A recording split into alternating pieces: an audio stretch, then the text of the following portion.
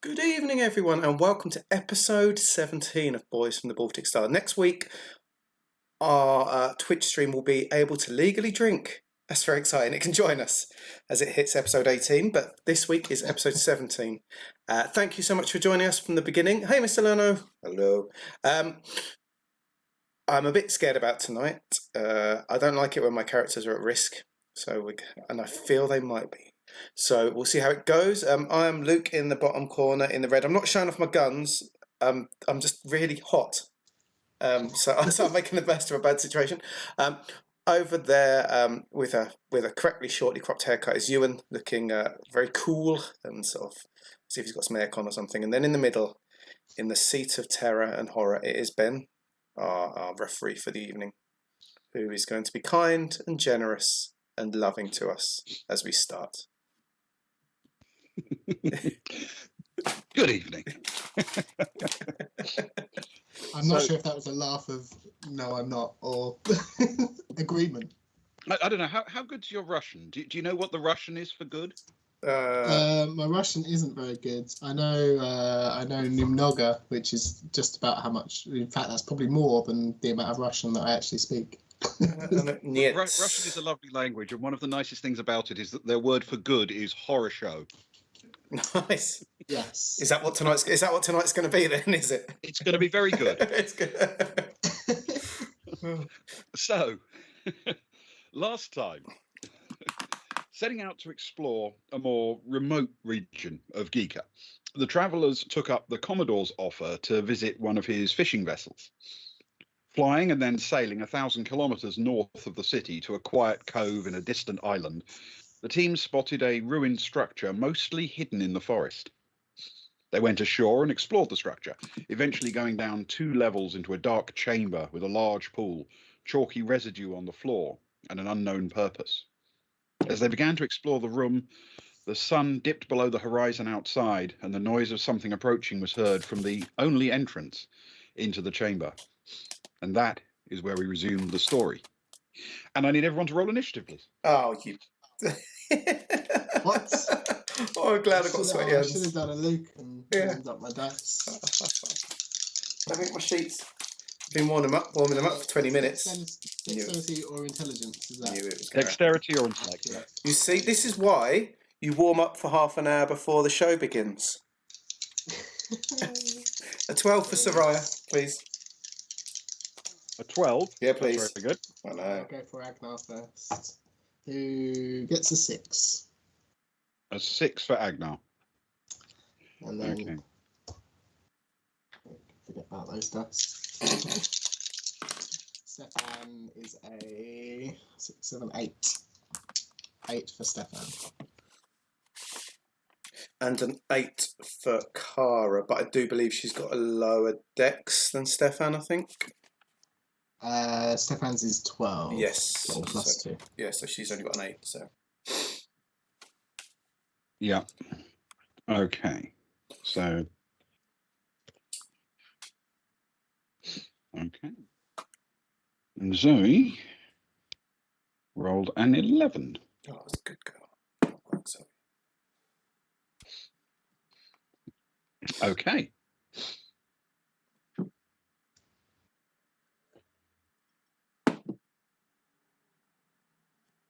Oh no, there's movement. Uh-oh.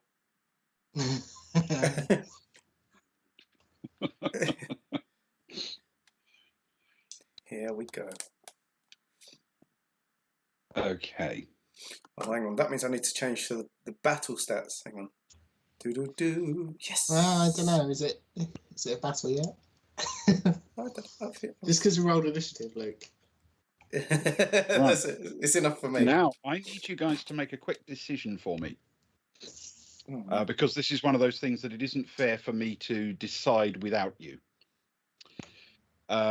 So, what I need you to decide is, do you want Zoe to make a leadership role? Oh. She was military, wasn't she? So she's got leadership in her blood. She has some, yep. But remember, if it goes horribly wrong, you could end up with giving boons to the other side. Oh, the other side, is it? Oh no. All of them. All How of many of them? them. I'm only joking. I'm going to say yes. Why not?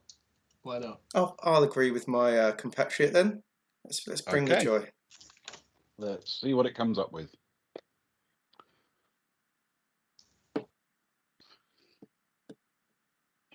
What's that?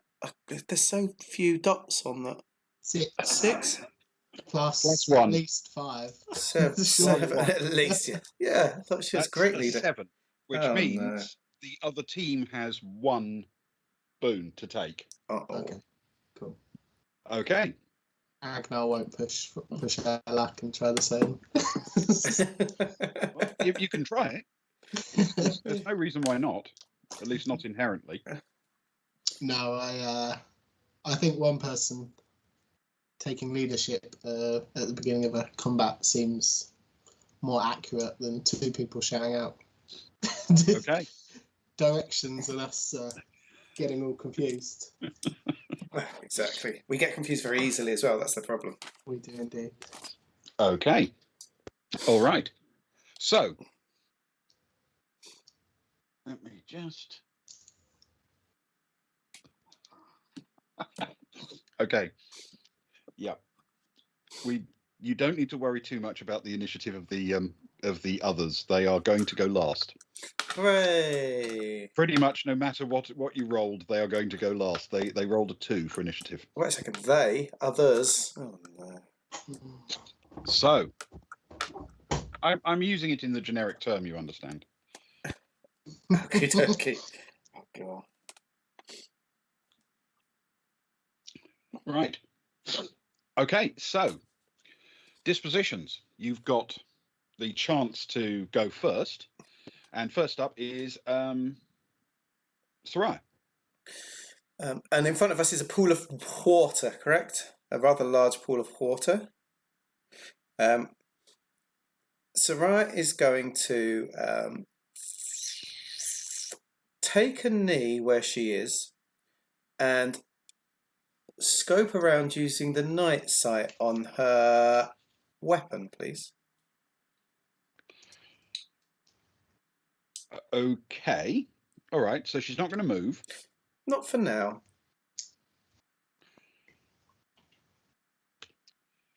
Right.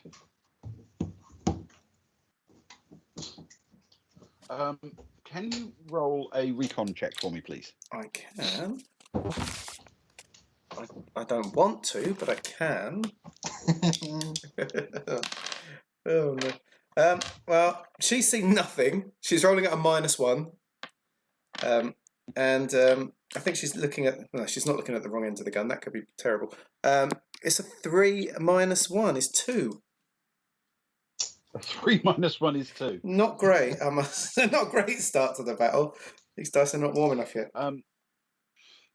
She can tell that she's in an underground chamber. Oh, that's good to know. Actually, I'll make a note of that. Yeah. Yeah, she's able to identify that. Okay. Zoe.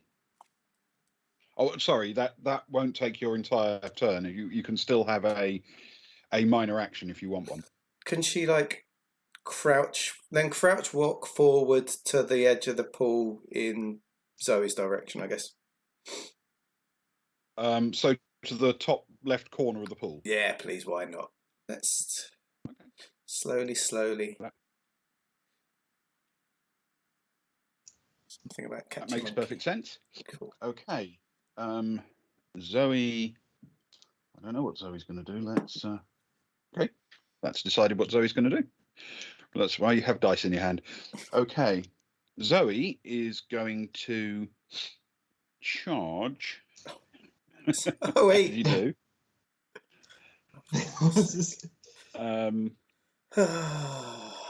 She can't lead. She goes charging off into. Okay. So this corner. Oh, okay. And ready a weapon. Reverse charging. That makes more sense. Okay. That's Zoe done. Stefan. Stefan's going to pretty much mirror what she's done. So he'll go northeast 2 squares diagonal. Well, 1 and then up a couple of squares to that other corner. Okay. Yep. And I don't believe he has many weapons with him, so he'll pop out his augmented laser pistol. Oh, Excellent. He'll open up his open up the middle of his right hand. His finger Have a guns. little barrel.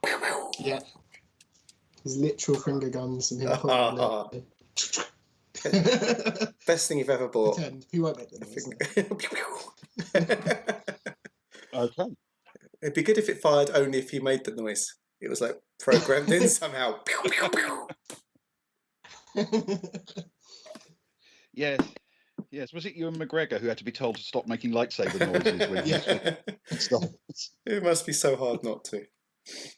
It must be. And that's Stefan's turn, I believe. Okay. Yes, that will Seems cover it. about right. Fair enough. So, Kara. What is the noise coming from the direction of the bottom of the screen? From what we can tell, The top of the screen. it's coming from the top of the screen. Yeah, where the entrance is. Be by gum.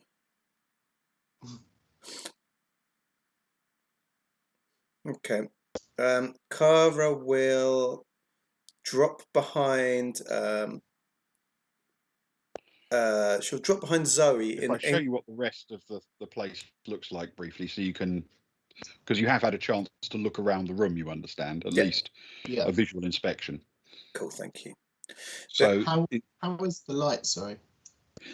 the light is very, very dim. It's not actually completely dark in here. Yeah. That chalky residue appears to give off a very faint bioluminescent glow. Okay, cool. Oh, radioactive. But it poo. is dim in its it is dim light, very dim light. Yeah. But Okay. it's not like you can't see a hand in front of your face or anything. Sure. Kara's could do that thing you see in films, whether it's correct or not. I was never in the military, where she runs up diagonally behind Zoe with a little tap on the shoulder to let her know that she's behind her. Yes, fair enough. That is in fact something you do. But there we go. See, I'm an expert without even knowing it. I'm just natural knowledge. Oh, sorry, that was my bad. Oh.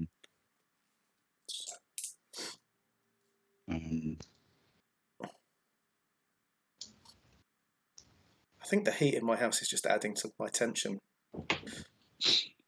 Okay. Feeling a bit edgy. All good.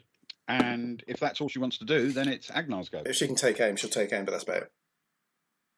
She hasn't got anything to aim at, so she can't take the aim action. if Okay, that makes sense. that makes sense. She'll just be ready. She can certainly make ready, get a weapon out, make sure it's loaded, pointed roughly in the right direction and not at Zoe. Sounds good to me. It's a good start.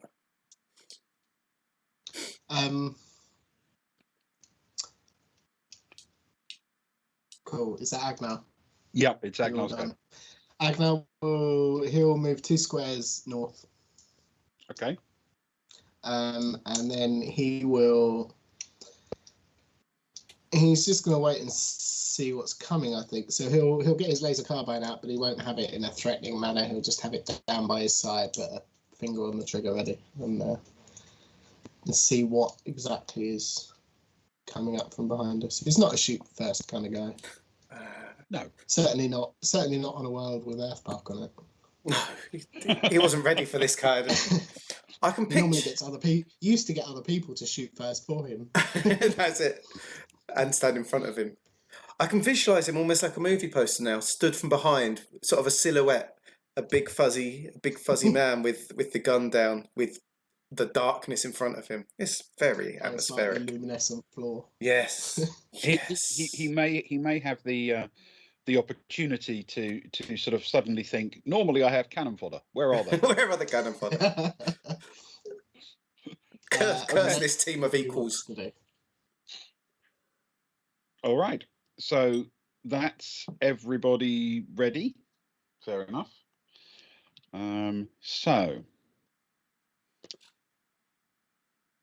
Okay. The hole that you can see effectively above that little notch at the top of the map, Yeah. with your rope dangling down from it, Oh, yes.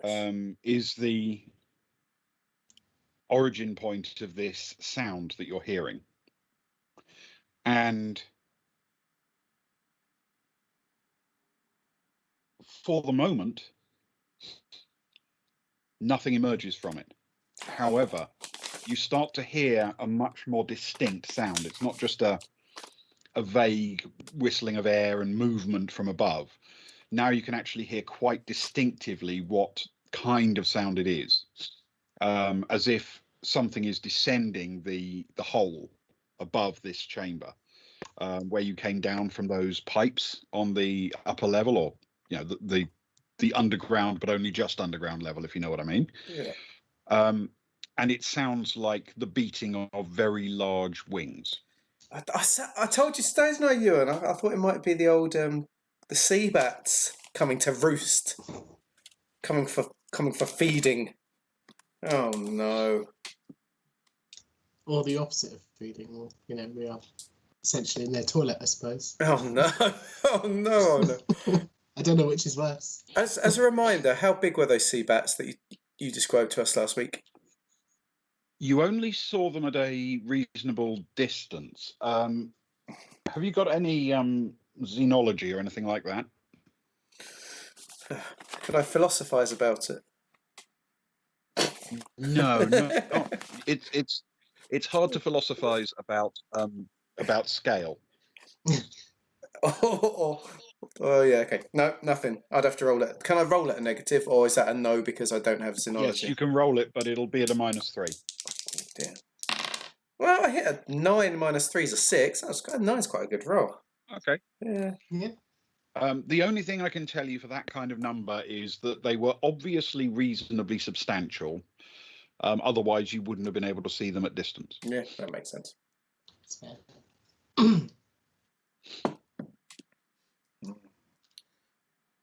Okay. Right. We are back to the top of the round. Soraya.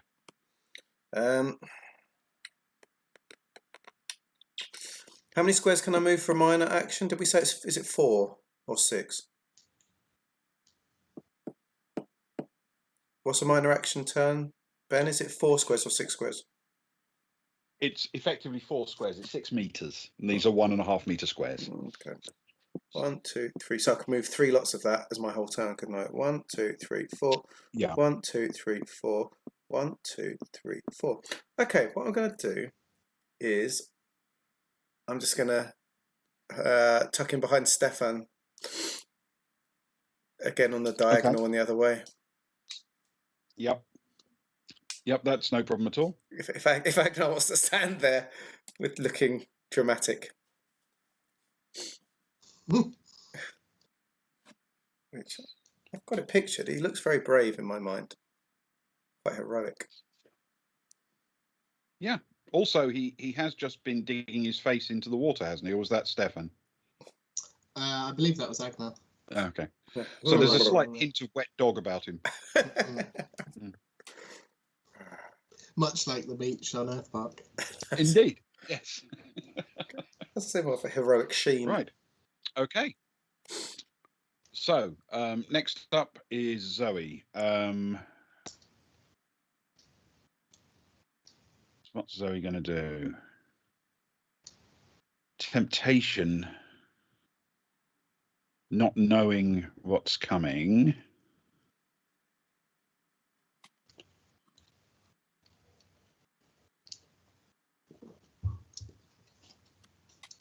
Okay. Zoe is going to decide that she's concerned everyone's too close together. This may prove to be a terrible decision, but we'll see. And she is going to use all of her potential move to head much closer to the potential threat, but off to one side in the hope that it'll come down towards the main chamber, if that makes sense. I did consider that too, I must admit. and then I bottled it. Curse this good old Zoe. She's got the We shall bravery. see. Okay, Stefan.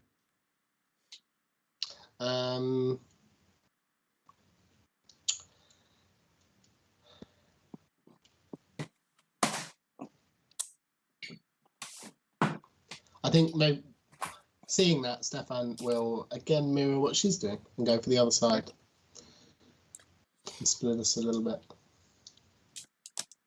Fair enough. He'll probably hesitate, look around, and then shrug his shoulders and make his way down the wall and over to that side. Okay. And Kara? 1, 2, 3. What does the floor look like by the entrance? Is it as pooey as where we are? There is still some, but not as much. Okay, 1, 2, 3, 4. 1, 2, 3, 4. 1, 2, 3, 4. Yeah, I wish I'd done that now. But I don't want to upset. So I'll just follow Zoe around. You're too close to me. Follow her around. You're too close to me. Follow her around a little bit more. 1, 2, 3. Kara is the weakest, so it's natural that she'd follow a strong. 1, 2, 3, 4.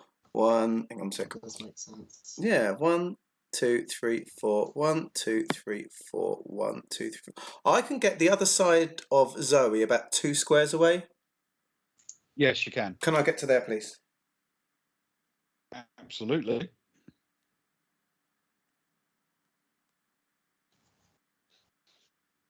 Okay. Now that's all of your turn. So it's Agnar's go. Agnar is going to stay put, I think. He's gonna, hearing that it's something flappy. it's not people, you know. I think he'll raise up his laser carbine, and can he aim and ready a shot for if something appears? He can ready the weapon. Yeah. But he doesn't actually have anything to aim at. Okay, cool. He has to have a target in order to aim. Okay, perfect. So he'll can he just like the equivalent of holding his action until something appears? Yes, up to a point. What he can do, if you would like, is to. It would make sense to me that he can aim at the entrance to the sort of vertical shaft. Yeah. And he can, in essence, get ready to fire at anything that comes down. But if he does that, he's going to fire as soon as something appears. Yeah, sure, that's fine. He's happy with that, I think, given the signals that we've got. Okay, fair enough. That's Agnar. So, as Agnar carefully takes aim, it is time for the first to appear. It is indeed a sea bat, as far as you can tell. And it appears flapping down from the shaft in the ceiling, straight down the same line as your rope is dangling, and then emerges into the top of the chamber,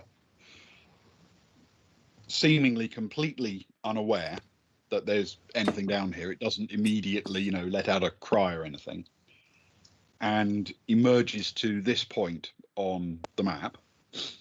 And Agnar, if you would like to take your shot. Wonderful. So that is dexterity, am I right? And energy weapon. And your energy weapon. Yeah. Perfect. Oh.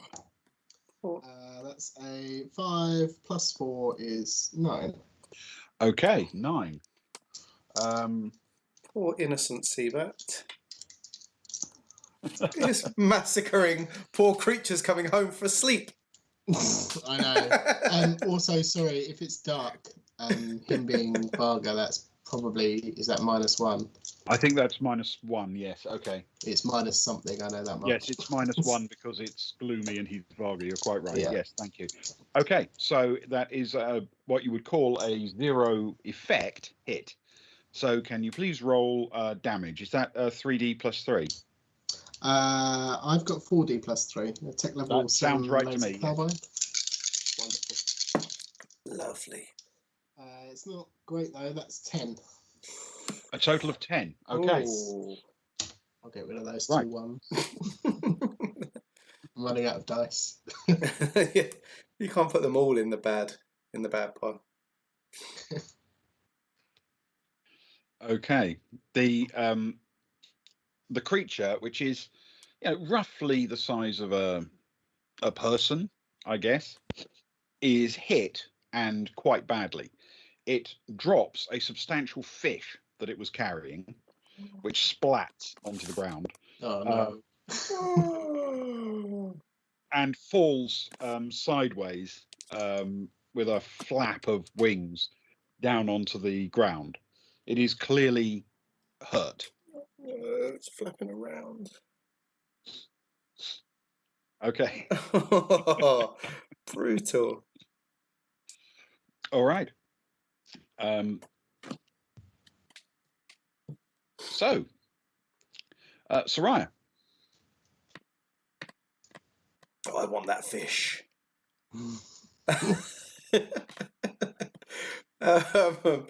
Oh dear. I suppose I better put it out of its misery then now. I wasn't going to, but the poor thing's been winged. Poor thing. I'll aim with my minor action, please. And I've got 9. Them or us. Them or the fish. Because of where you are, you don't actually have a direct line of sight. You'll have to move slightly in order to see it, so you can't take the aim minor action. Okay, I'll take the move minor action to the corner then, please. Okay. And Mr. Leno, that sounds utterly terrifying. I've changed my mind. I'm quite happy to shoot at them now if it's an eel with bat wings and a bat head. A human-sized eel. Oh, God, it's a nightmare. It's a nightmare fodder. But, it's one of God's children. I will fire with my scope, which I'm good at. I've got my Gauss rifle +1. I've got my scope +1. What does scope +1 mean? I'm too far away from my scope. Sure, I'm too close to use my scope. Scope +1 won't help you here, I'm afraid. So it's Gauss rifle +1, slug +1. So it's a +2. I've got knights, so I'm guessing I don't lose anything. Yes, you won't lose any disadvantage. Hooray! Let's roll. +2. Come on, let's get these dice better after that 2 and a 3. That's more like it. 7 + 2 is 9. 9. Okay. That is enough for an effect 1 hit. So please roll for damage. Oh, 4d +1. This feels like it might be overkill. Might be. 11. A total of 11. Yeah. Okay.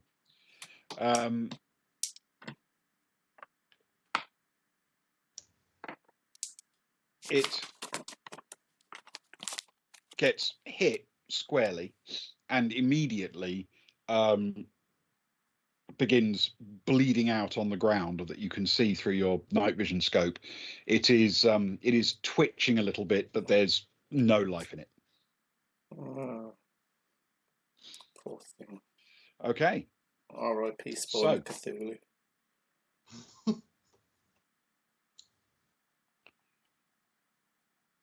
Next up is Zoe. Let's take a look. What are we going to do? Not going to steal the fish, is she? Okay. Zoe is going to move. Oh, hang on. While you're doing that, I've got to tell a joke. To break the After to break the tension. after If you killing want me to tell a joke, I'm happy to do so. after killing something. Oh dear. What do you call a fish wearing a bow tie? So I fish. don't know what to call a fish wearing a bow Maybe a tie. Scottish fish, even sophisticated. It's some of my fish material. It's strong work. Sophisticated. That was worth 250 points. She knew it was going to be a dad joke. They're the only jokes I tell. Quite frankly. That is some top quality fish material. Thank you for the support on that. You can use that. I'll let you all use that tomorrow if you want. Mixed reviews. Mixed reviews for the fish joke. So, Stefan, your turn. How's the fish? Is the fish still alive? No, I'm afraid it appears the fish is no more. Oh, okay. Man, that's the worst part of it.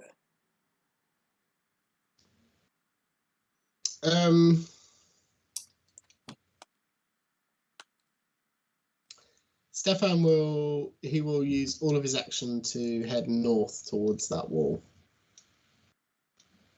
Okay, well, he can easily make it. Does he want to also veer left or right? No, I don't think he will. I think he'll just straight across. Yeah, maybe one square right. Sorry. One square to the right, that's fine. Yeah, indecisive. Okie dokie. All right.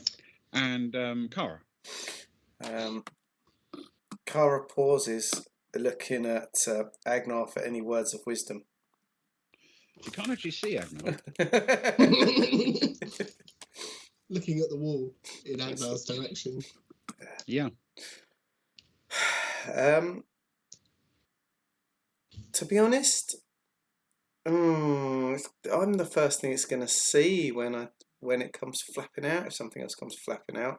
So he's decided I can't just keep hiding further and further behind Zoe. She's just going to be further and further away. Kara is going to crouch down very low and aim at the hole, please. Okay.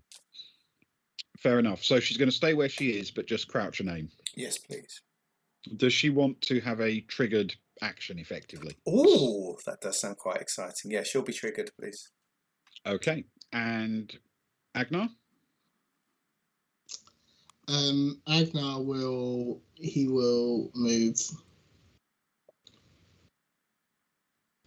north. What, straight north? Yeah, straight north. 1, 2, 3, 4.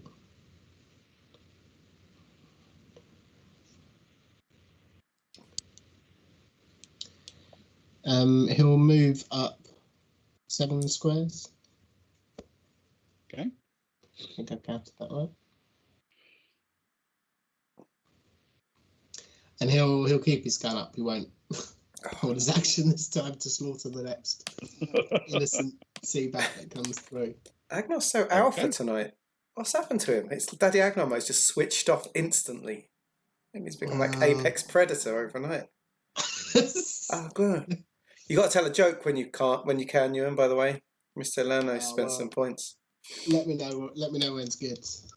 No. And I'll, just drop it in. Just drop it in when you feel comfy. It might be a long one. All my fish material is more lengthy. That is all of you guys done. Superb.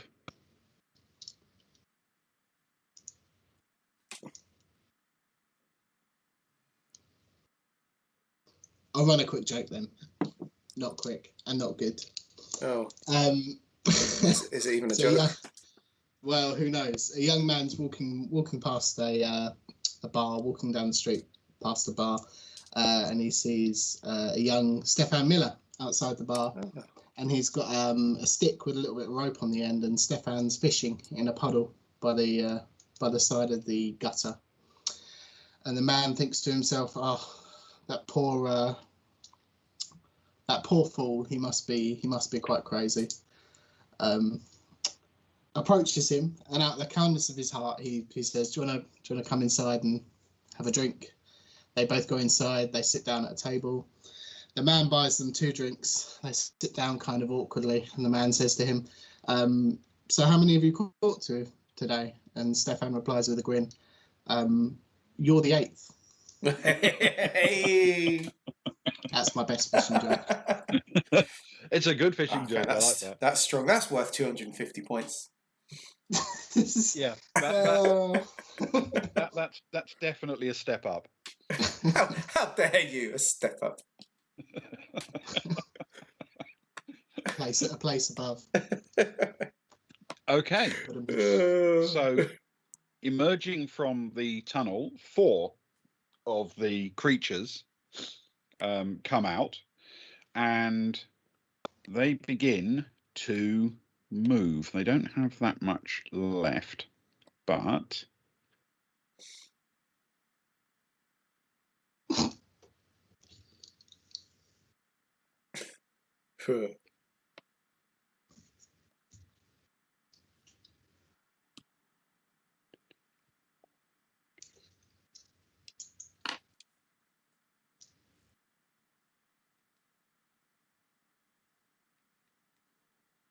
Uh-oh.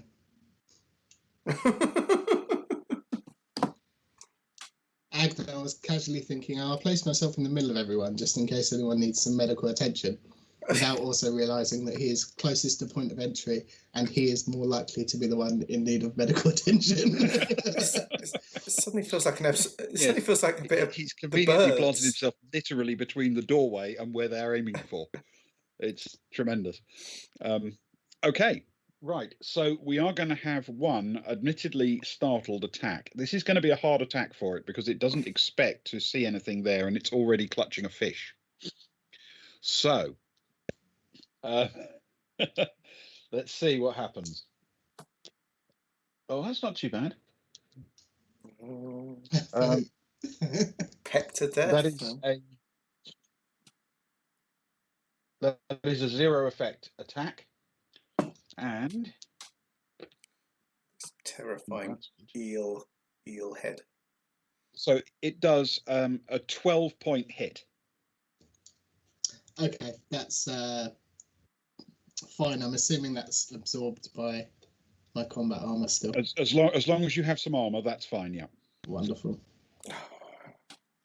It's a bit worrying. They can do 12. That's a bit nerve-wracking. Okay, that, however, completes their turn.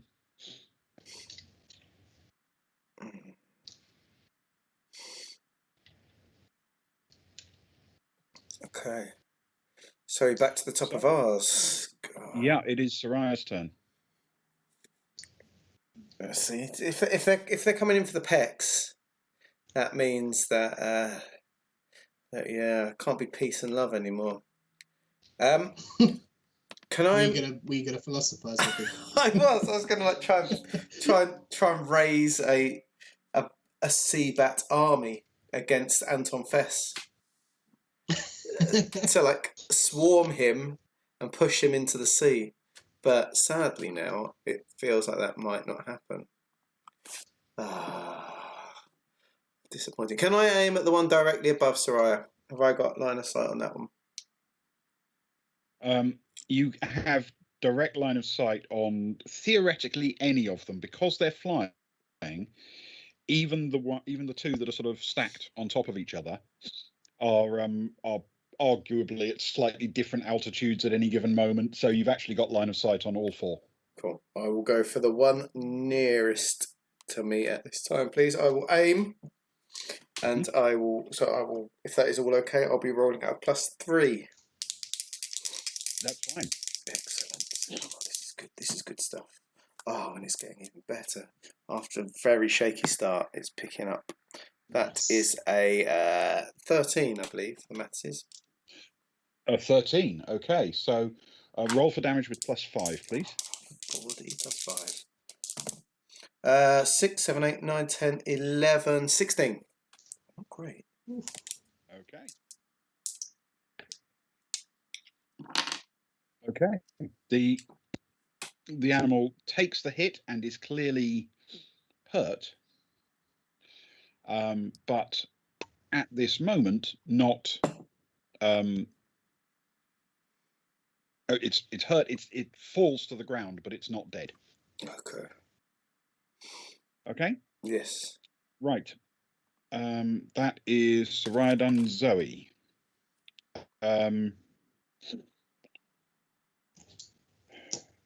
What to do? What to do? Zoe is going to try.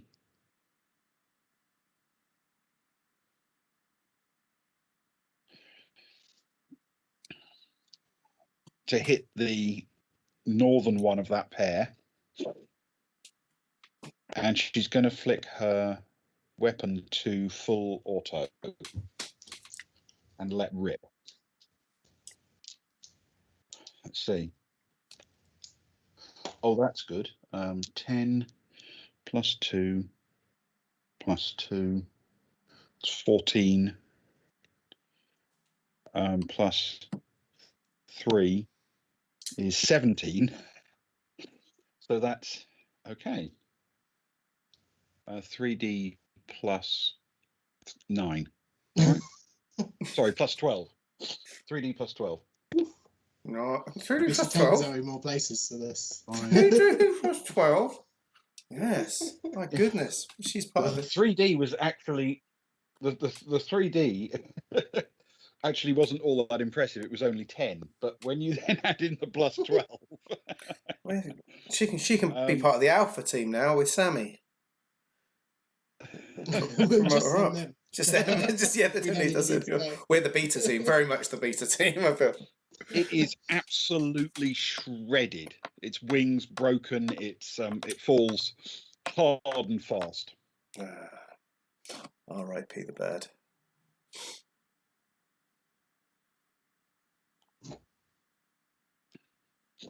Okay.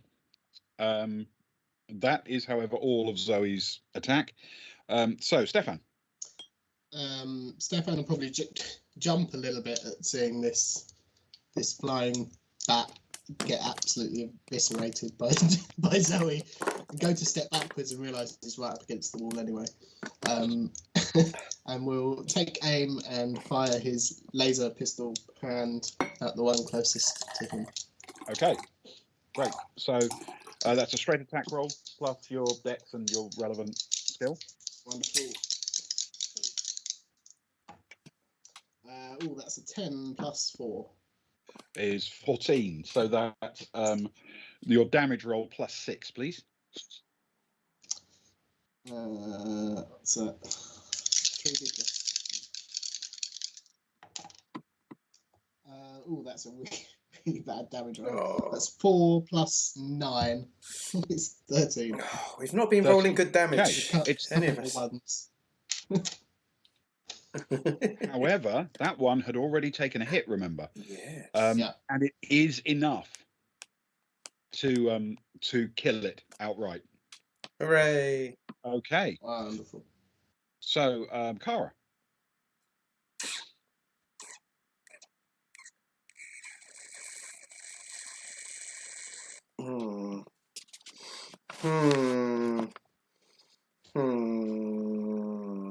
She's only got her small weapons. She's a bit close. Her armor's not great. Poor old Kara. It's the first time she's been in danger for a long time. Okay. I'm going to raise my laser pistol and actually, I need to sort out my ammo. I'm going to raise my laser pistol and let rip, please. Okay. At which one? The more dangerous to her, the closer one. Okay. Yeah. Agnar seems to be entertaining the other one at the minute. So. All right. That's fair enough. This one is going to dodge. So roll for attack, and then we'll apply a -1. Okay, I've got energy +1, so we're cancelling out. Actually, I'm sorry. We can take a -2.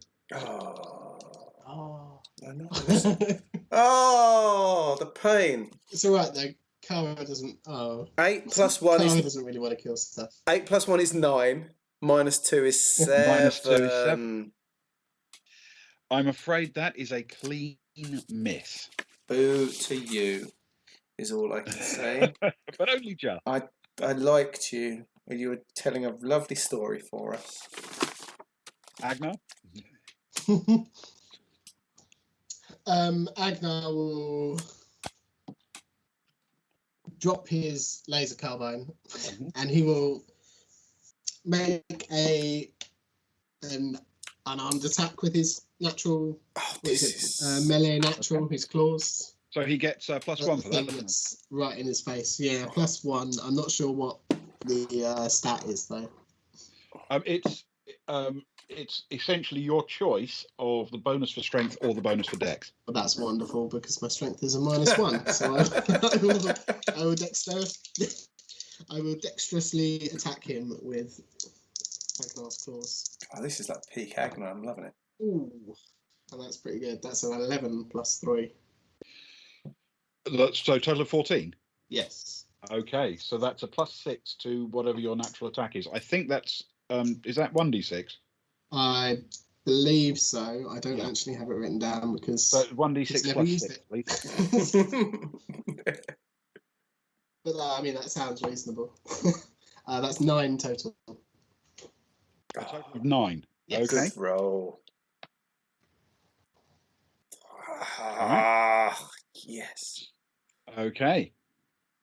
And that concludes Agnar's turn, which means it's time for the others to have their go. Does that one dog? I've forgotten from when we did combat the other week. Oh my goodness! Does that little one? What? Whoa! Here's me worrying about the little one asking a question. If it dodges, that affects its next turn, right? But forget that. I'm not interested in that anymore. I'm more worried about whatever these terrifying spawns of Cthulhu are.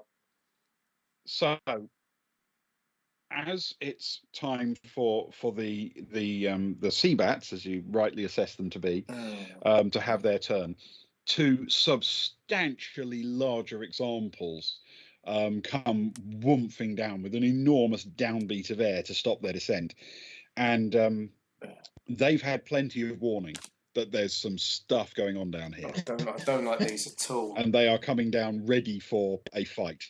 I've got my megalophobia kicking off and all sorts right now. Giant birds. Horrifying. Oh. They both move to attack immediately. Now, what are the others going to do? Okay. All right.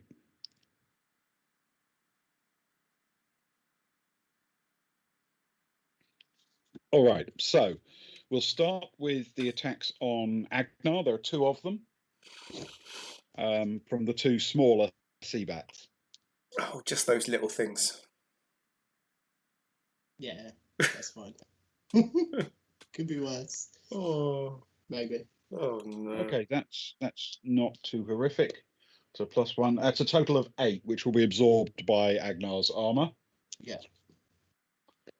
And the other one, that's a bit better. Not that much better. Phew. A total of 9, which will be absorbed by Agnar's armor. Okay. The western of the 2 bigger ones is going to launch an attack on Zoe.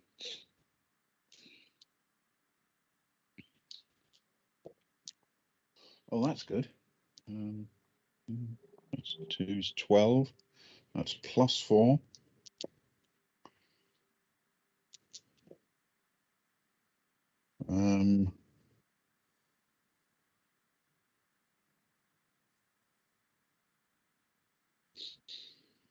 That's a total of 19. Oi, that's not good on for her. Zoe. And she, therefore,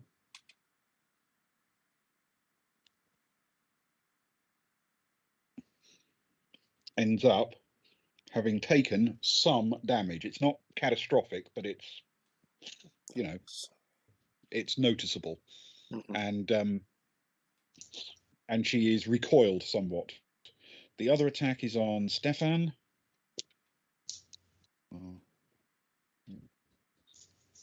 And that's an attack of 12. So 4 plus. Oh, that was awful roll. Wasn't much better. 5, 7. A total of 11 damage.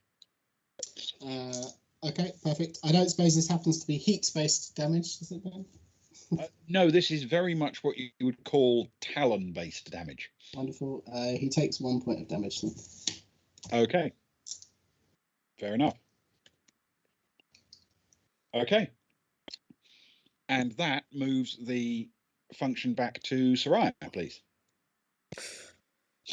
She's got to aim at the biggest one that she can, the big one that she can see, I guess. Yep, that's the one in front of Zoe, basically. Yeah, that's the one. She'll go, sorry, Stefan, I would like to, but That's all right. for the best chance of being able to aim There's and a big old stuff. corner in the way. Exactly. Yeah, two of them, in fact. Lousy corners. Okay. So I will aim with my +1, +2. So take your +1 for aim. My +1 for my Gauss rifle +1, and my Mhm. +1 for my slug. So +3, please. Yep. Good. I probably could, Mr. Leno. I have many phobias, and I think the idea of how big are these, Ben? They're about 3 meters in sort of body length, and about double that in wingspan. I think I've probably got a phobia with these. Yeah. Man attacking 3 meter long horrific eel bats. That sounds like something that. But a phobia sounds reasonable in this case. It's not like some other phobias. This sounds like a reasonable phobia. Come on, let's use it for strength though.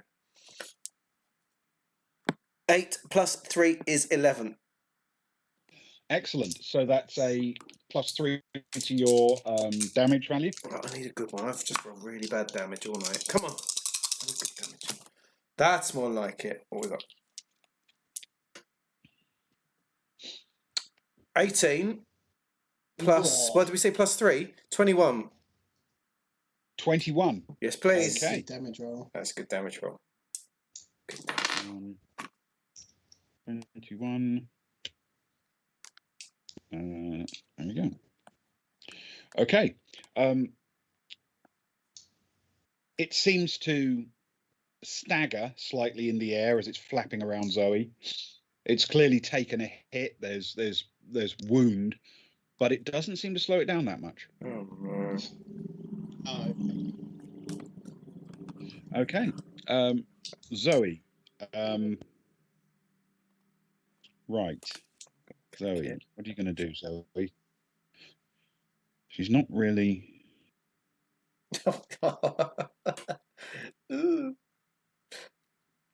Okay. Right. This is going to sound like a ridiculous time to do it, but if you don't mind, can we take a break now, just before Zoe's turn? Oh. Because I have to look something up that I don't have right to hand. So now will be a good time to have a few minutes. that works. I mean, it's been about an hour anyway, hasn't it? So There or thereabouts. pretty much so. Going on our break. A controversial break. It is a controversial break. I'll remember the music so I don't get in trouble again. We're going to the loo then. Well, we're going to the loo. Ben's going to do some work. And we'll see you all back here in a few minutes for more horror. Thank you. The conclusion of a party. I said the conclusion.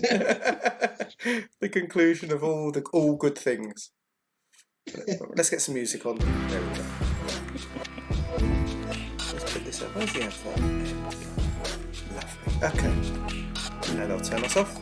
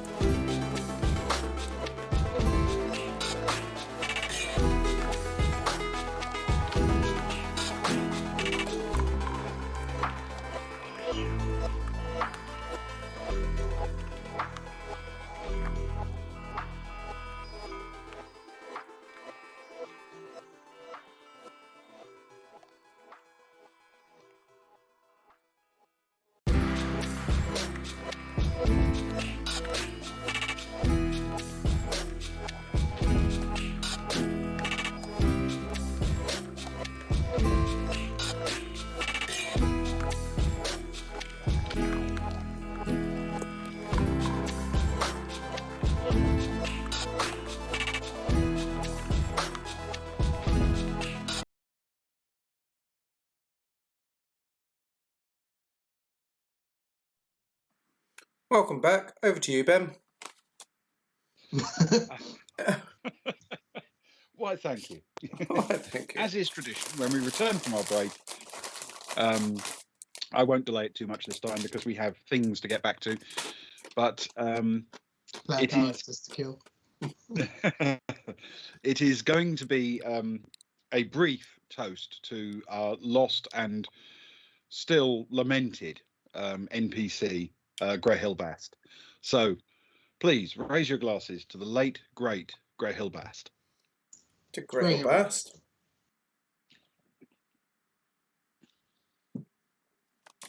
He would have loved the fight tonight.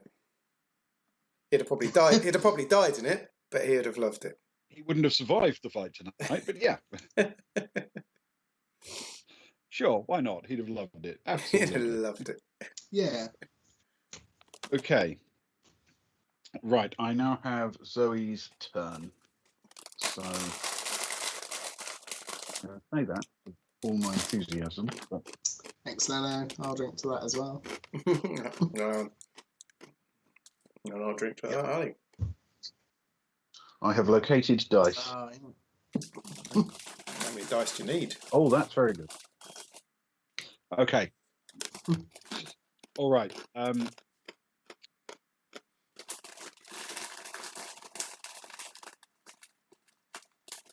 I need Kara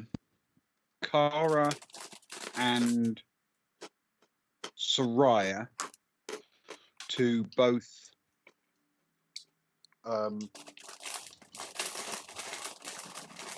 make checks for me, please.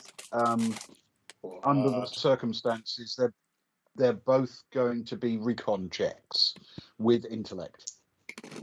What? Is there more shenanigans going on? No. Soraya's hit 8 plus 1 minus 1. So that's 8. An 8, okay. Recon. Oh, Kara's got 0 recon. Get in. This is why I rolled badly. No, I've rolled well. 10 plus 2 is 12 for Kara. When shooting's not involved, I'm all over it. No shooting, I'm brilliant. Shooting, terrible. Okay. Zoe takes her rifle and swings it at the giant bat. She's not particularly skilled in melee combat, you understand, but she's just going to try and batter it with the rifle. However, it's obviously a good hit because the bat immediately drops to the ground, twitching, and seemingly unconscious. However, Kara notices that the rifle did not make contact with the sea bat.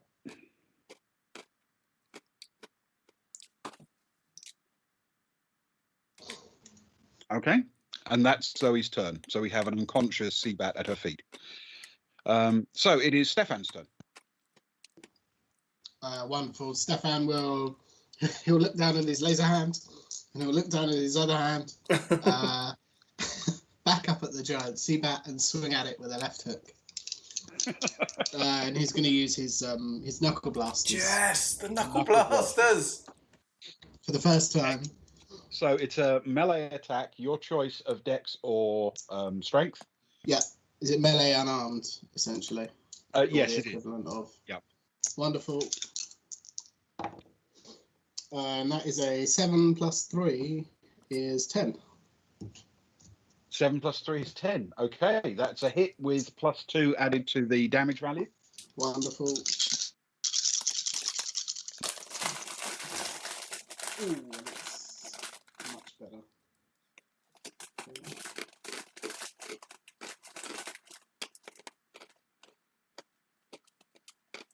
24 total. A total of 24. Mm. Okay, excellent stuff. The sea bat is hit and hurt, clearly blasted, but it doesn't seem to drop out of the sky, and it doesn't seem to react in a in a way that would imply it's been really badly hurt. Okay, cool. That is his turn. Okay.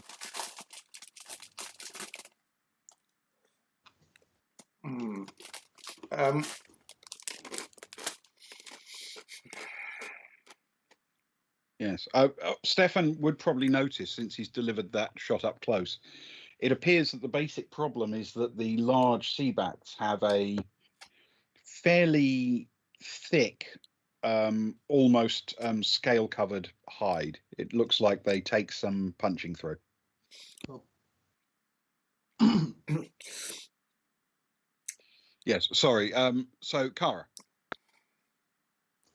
Having noticed what she noticed and trying to work out what it means, it could mean one of a couple of things, I guess. It could be some psionics, or it could be the bats being smart and playing dead, or something like that.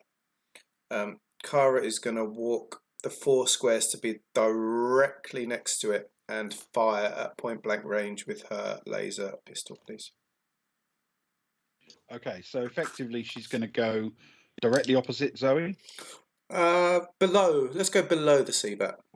So at 6 o'clock on the Seabat. The Seabat's 6. Sure. So let's aim about there. All right. So take your shot. The creature is down and unconscious. That means you can automatically have a boon. Oh, thanks, man. I appreciate that. I'll get a plus as well. Let's see how we go. Good job, Zoe. Depending on what dice was the boon dice, that might have helped me. Because it was 5-2-2, so let's assume the 5 was the boon, so thank you very much. In which case it's a flat 8. A flat 8. Okay, so that's no additional effect, but it's a hit. Cool. So just the straight attack roll of the shot. That's a 3D plus 3. Mm-hmm. Which is a middling one. It's pretty much as average as it gets. It is 9 plus 3 is 12. Okay. The hit is obviously cleanly on the animal, but it doesn't seem to do more than, score the surface. It seems a superficial hit. Okay. Okay. Yeah. Agnar, your turn. You've got 2 of the smaller ones in close combat with you. Yeah. Agnar will continue to claw at the one that he attacked before, the one to the north.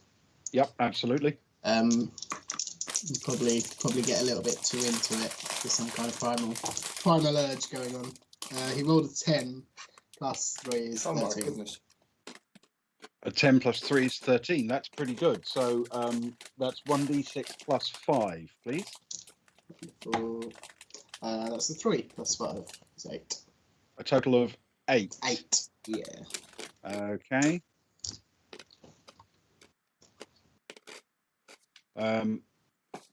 Okay. The sea bat is down, crumpled on the floor, but still alive. Okay, and that ends Agnar's turn, so it's time for some sea bat. The one with Kara and Zoe is not doing anything. The one with Stefan will take an attack.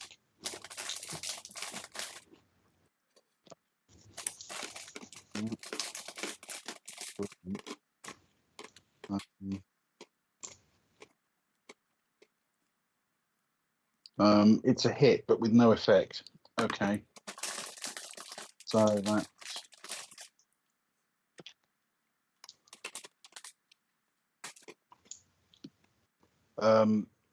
a total of 14. Right, wonderful. That's 4 damage through. Okay, and the smaller ones. I'm glad he doesn't have his reflect armor anymore. I must admit. Yeah.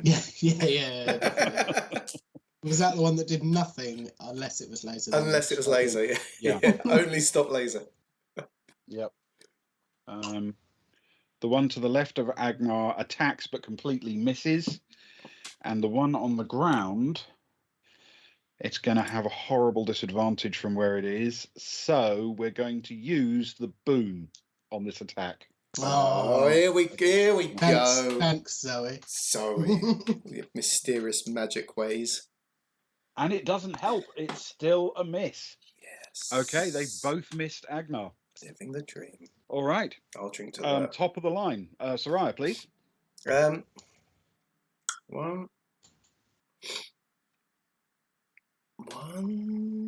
2, 3, 4. If I go 4 north, can I get a sight at Stefan's giant beastie? You'd have to go effectively 2, 3. 1, 2, 3. Yeah, probably. If I need to come out one from the wall or whatever, get me I need to do. You can certainly get sight of it. You might have to not go north, but basically go northwest. Okay, let's go diagonal. How about diagonal, up, something like that? Would that work? Yes, it would. It's a bit of a cheat, but I can give you a sort of half up for the second one. Yeah, that sounds good to me, thank you. It was worth a try. Oh, I'm very hot now. All that cheating's made me hot.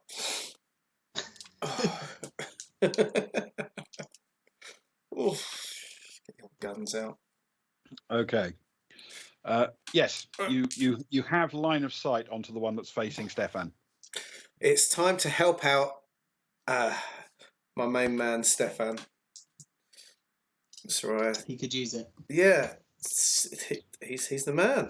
Stefan's Soraya's a big fan, so let's mark off the damage. Blaster. Oh yeah, that takes time to charge as well, doesn't it? Yeah, I think it's 2 actions to reload. You're not going to get a chance for that. But you hit him, so if I can make good contact, I could stagger it. Let's go for it. So I can't aim because I've moved, but I would like to fire with my +1/+2, please. Yeah, absolutely. I'm rolling. Yes! Rolling real good. 10 +2, 12. 12, excellent. Okay, so this is damage +4, please. Right, 4D. Come on! Bad damage all night. Let's get one. Well, except once. That's good. That's very good. 12, 19 plus... What did we say it was? 3. +4. 19, 23. Yeah, 23. So that... Oh, the dice are warm. Okay. It's a solid hit on the Seabad. It seems to stagger and then recover a little bit to flap its wings, but it's a bit more laboured this time. It's struggling a bit now. Okay, that's good. Very important. Okay. So Zoe. All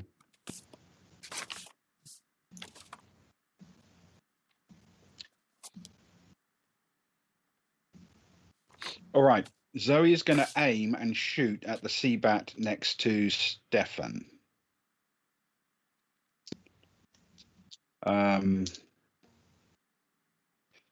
Yeah, okay. That's not too bad. 11. 12 with the aim, which means it's +4. Oh, that was terrible. 4 and 7, 11, 16. 20 plus the auto is 23. That's good. Is that right? That's 24. Oh, that's even 24. better. Okay. I'll drink to that. She pours fire into it, and it does seem to take a substantial hit. And this time, as it tries to pick itself back up, it actually hits the ground briefly, flaps its wings and starts to pick itself back up again. But this time it is, really struggling into the air. This is a badly damaged animal now. But that's all Zoe can do this turn. Stefan. Stefan he'll see this. He'll realise that he's got pretty much nothing he can do at this range, and he will take 4 squares back along the wall. Okay, yep.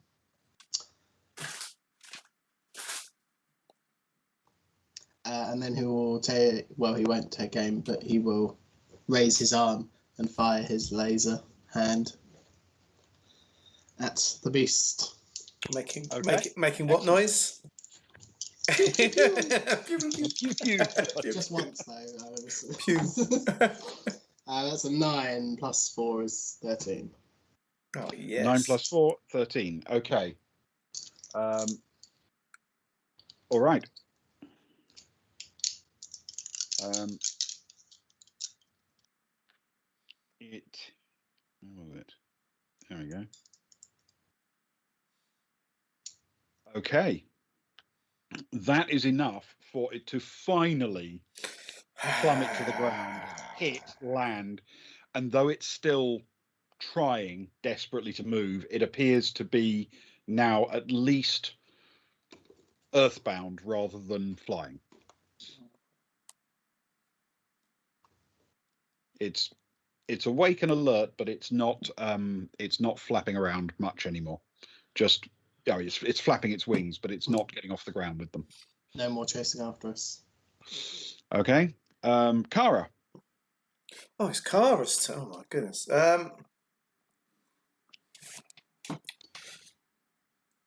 She's gonna go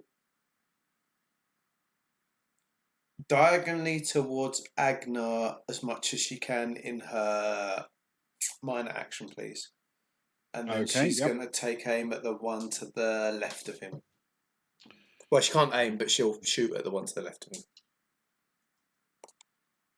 Okay. So that's effectively 1, 2. So you can get to about there. Okay. That's good. It's all about hypotenuses on this map. Yes, it always is. Okay.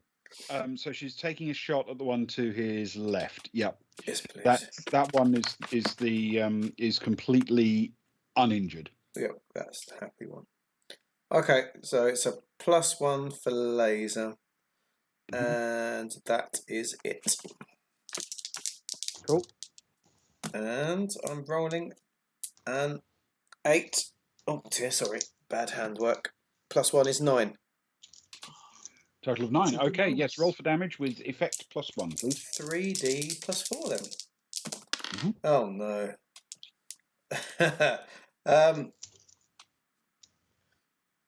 8 + 4 is 12.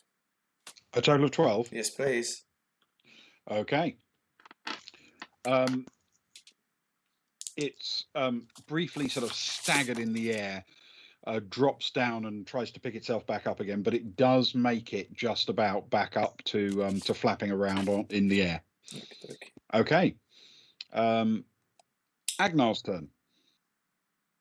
Agnar will see the one that he was attacking fall to the ground, sort of lamely kick out at it as if to try and push it away, and then turn to the one to the left and then start clawing away at that one. Okay. And an attack against the one to his left. Yep, great. Which is 11.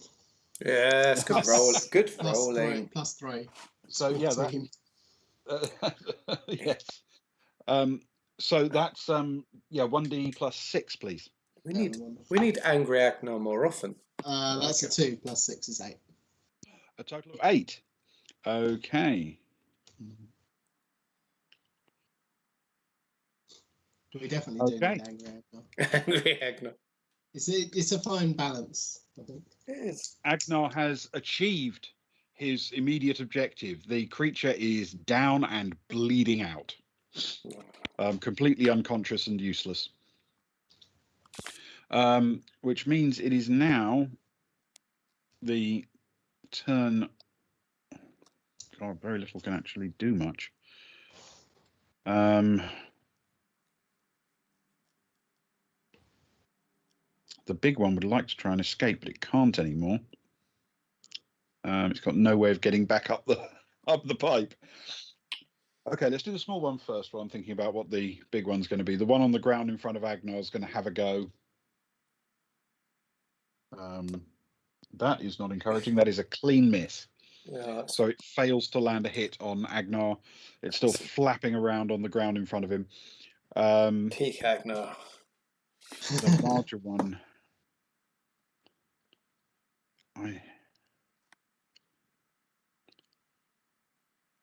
The only thing it can do is charge Stefan. The only thing it can do. Oh, Stefan. No one else is within range. Oh, it's a big limpy thing. Yeah.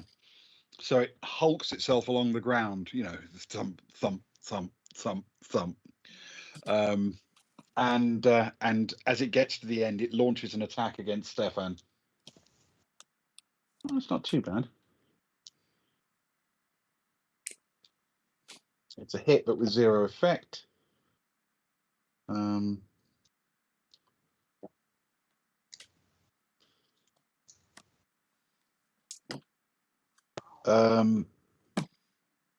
That's a total of 13. Oh, Stefan. That's 3 more damage, and Stefan is barely standing. Oh, he is as well. Oh. He's in a pretty rough way. He's in a rough way. Okay. And that ends the Seabat's turn. So, Soraya. Seeing her bro, Stefan, taking a beating, she's going to march forward as much as she can towards the thing, and unload her Gauss rifle, hopefully into its dastardly carcass. Okay. I say hopefully. We'll see how it goes. She can get to about there. All right. Okay. So, yes, take your shot, please. You can't aim, obviously, because you've moved. Yep. So it's just the +2, which is a 6, a 1, and a 5. So that is an 8. So it's a flat shot. An 8. An effectless hit. An effectless hit. A feckless hit.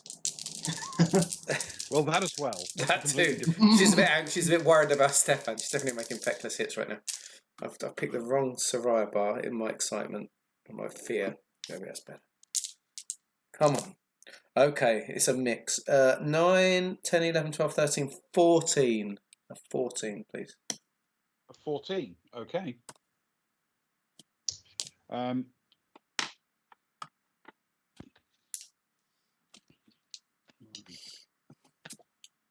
14. Bear with me just 1 second, because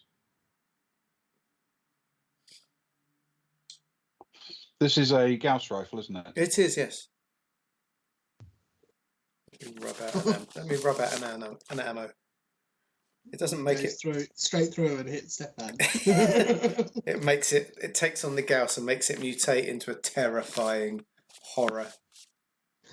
17 times the size. Okay. Right, so that was 14 damage.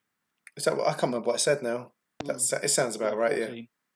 Yeah. Okay. Yeah, 9, hang on, 9, 10, 11, 12, yeah, 13, 14, yeah. 14. Okay, that's 7. All right, yep.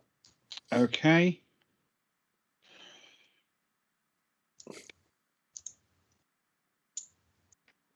It's not actually down and bleeding out, but it is badly hurt. It is very badly hurt. Okay. Zoe. It seems like tanks. Zoe's going to try the same trick, basically. She's going to take a shot at the same one, the one in front of Stefan.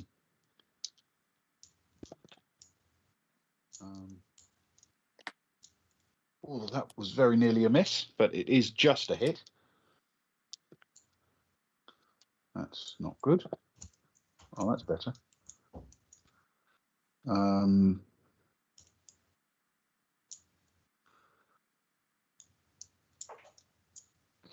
Right. That is enough. Yes, that is enough. When she hits it, the shot sort of goes straight through the middle of its back between its wings, and this time, as it twitches forward trying to get to Stefan, it stumbles and drops face down on the ground, twitching and beginning to bleed out. Phew. Phew. What a relief. Yep, there is only one left alive or in a functional state. Stefan, your turn. He will. He'll back away from that one. For starters, probably head straight down. 4 squares.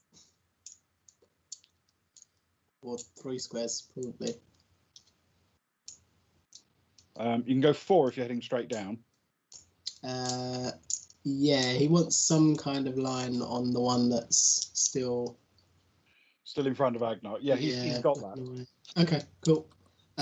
Just shoot very straight, please. he'll probably fall to a knee out of exhaustion from all of the damage that he's taken, and take a shot with his laser pistol. Okay. Yep. Have a shot. It's down on the ground, but it's still moving, so it's a standard attack. That's a 6 plus 4 is 10. Great. Roll damage plus 2, please. Wonderful.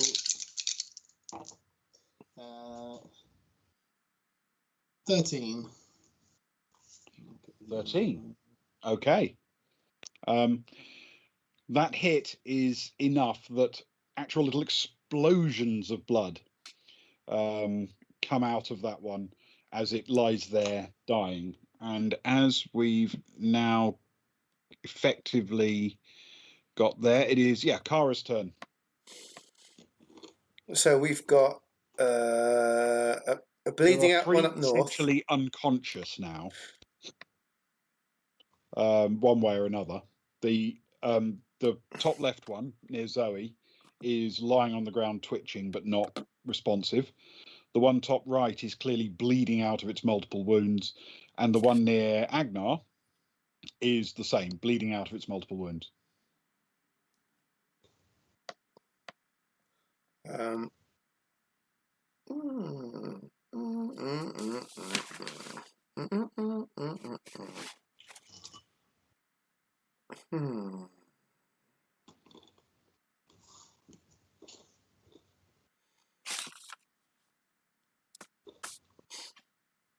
So no one's in immediate danger as it stands.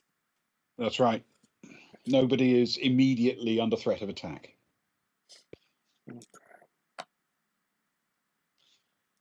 In which case, for her turn, Kara would like to take some photos of the creatures, please. A small one and a big one. Okay. Fair enough. Can you roll an art visual media check for me, please? I certainly can.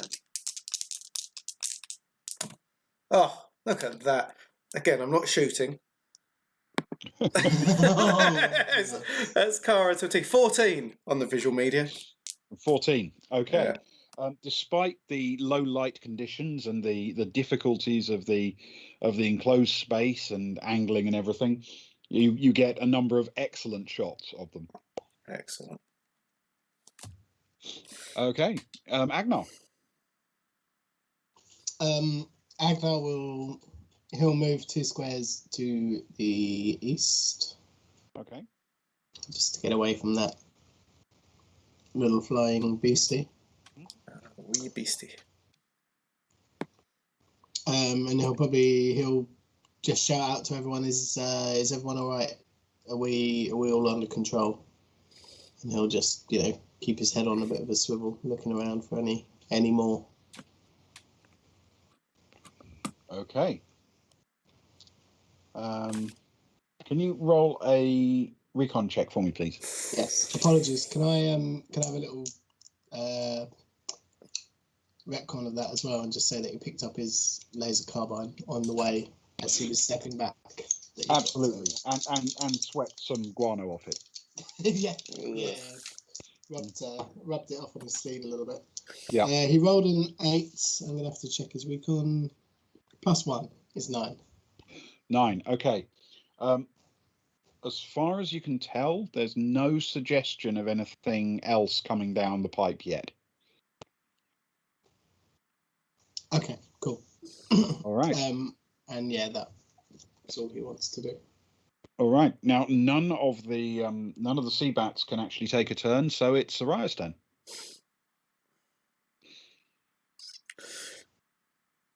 Soraya's going to walk over to Stefan and sort of, do the old, with the hand, the hands into the hands kind of thing. That sort of thing. Tap him, make sure he's okay. Sort of check him out. She's got no medical skills, but she's just glad to see him still alive. If that makes sense. Okay. So Yep, I'm sure. absolutely. Yeah, minor to get to him, and a minor to sort of get the hand in. You're all right, man. I'm glad you Fair made enough. it. Okay. Zoe is going to go full auto on the one at her feet.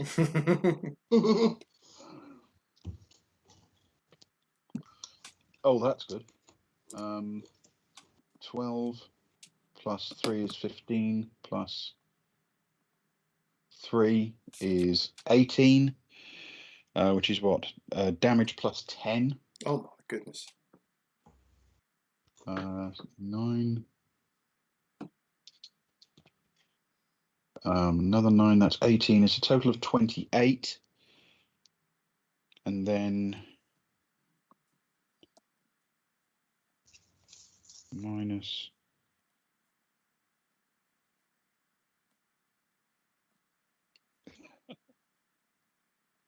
okay. Impressive though the show is, and it seems to tear up the creature an enormous amount on the ground as she just hoses it down with Gauss rifle shot. It still appears to be breathing, just not moving in any useful way. Goodness. It's a tank. What a beast. This thing, yeah. Okay. And Stefan. Stefan will probably clutch onto the multiple talon wounds on his chest, and he knows what's going down. He'll make his way as far as he can over to Agnar and just say, "Can somebody do something about these, please?" Excellent. See what happens. I don't want to be that guy that heals his own characters. You don't want to be that guy. There's a time and a place one for point it. away from being unconscious. Yes.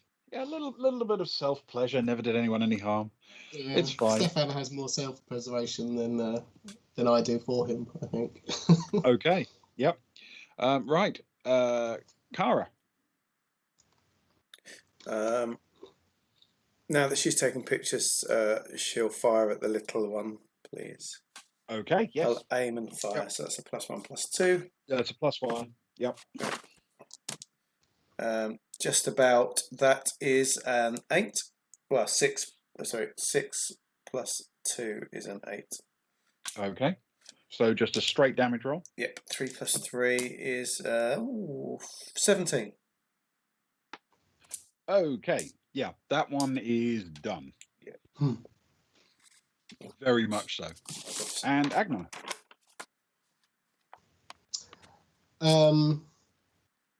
Agnar will attempt to heal Stefan's wounds. Mm-hmm. Okay. Which is a medic roll. Yes, it's a medic check, and you can use the bonus from the med kit that you're using. Yes, he will use one of the +2 med kits. Okay. They're good med kits, those Austin med kits. Might not be enough because he rolled a 3. Oh no. Plus, he's got 3 medic though, and he's got 2 from the med kit. So that's an 8 total. Wow. So Wow. the effect is in fact 0. Yeah. Yeah. But he feels better than he tried. Okay. All right. Could have been worse, I guess. Yeah, it could have been worse. You're right. It could definitely have been worse. In fact, arguably, for a narrative standpoint, it would have been funnier if it had been. But Yeah, exactly. but right. let's not forget that's what happened to Bast. Quick, help me. So, your medic okay. makes you collapse. Yeah. All right. There is no remaining critter that can do anything at all. And 1 second. Yeah.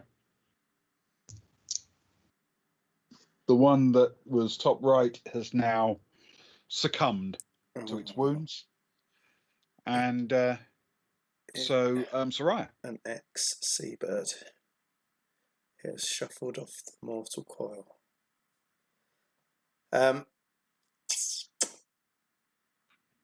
She then is going to head over to the hole. I'm guessing I can go diagonally up pretty much to the hole. You can, if you're willing to use all of your move, you can get there very easily, yes. Then yes, please, that's what I'll do on this hand side. So tuck in where it juts out on the right hand side. Mm-hmm. Yeah. Okie dokie. Yeah, if that's as far as you're going, you can still have a minor action if you want one. Can I look up, please? Yes, that actually won't take too long. Can you do a recon check for me, please? I can, yes. It's about as good as last time. A 3 minus 1 is 2. Oh. She's been so terrible at recon. Rolled a 2. Yes, don't rub it in. It's an impressive 2, yes. She can discern that there is a hole above her with a rope hanging from it. Oh, it's good to know. Okay. I'll make a note. Yeah, there you go. So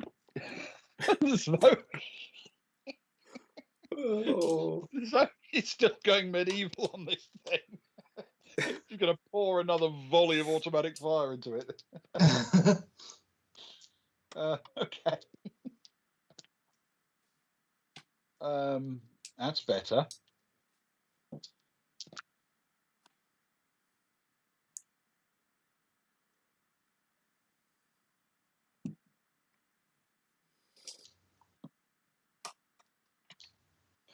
Oh, that's much better. Yes. Okay.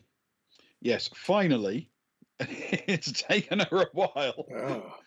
But finally, she has chewed through it, and it is no more. Oh, that's good.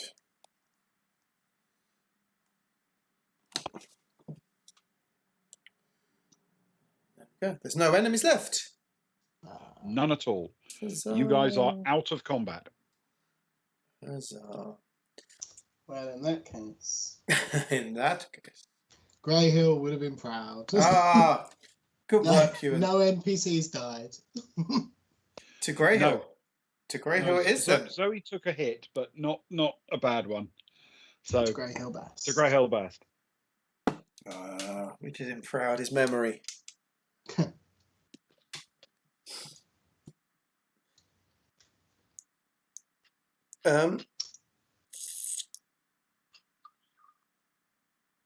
Kara's going to make a beeline to Zoe if she can. I don't know what Zoe's doing, standing there firing and screaming like she's in Scarface or something. Pretty much.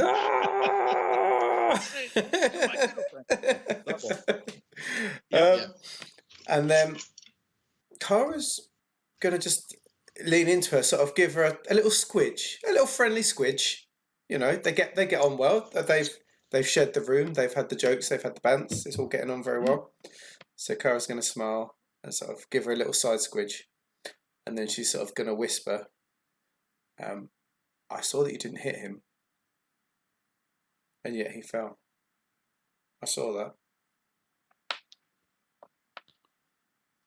Okay.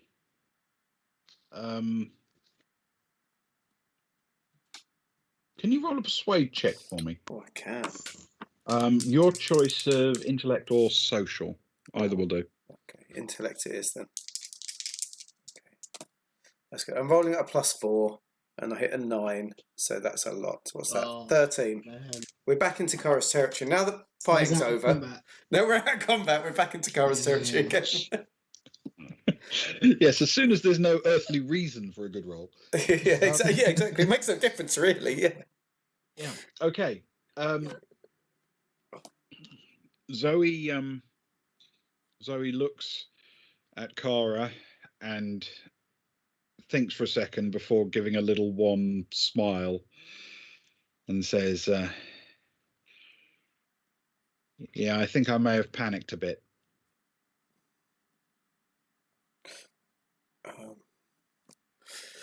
And she pats her reassuringly on the shoulder,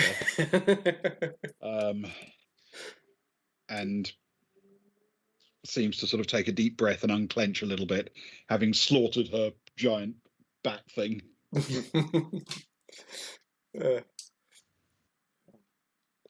Zoe, Kara sort of pats her back and says, I'm just glad that you did. Let's get the hell out of here. I'm not liking this place at all." Seconded. Okay. So the party wants to leave now? We took photos. We took photos of the walls and everything. We got the carbon photo. Yes. We had a look around. We got guano over our boots and our legs and Agnar's sleeves.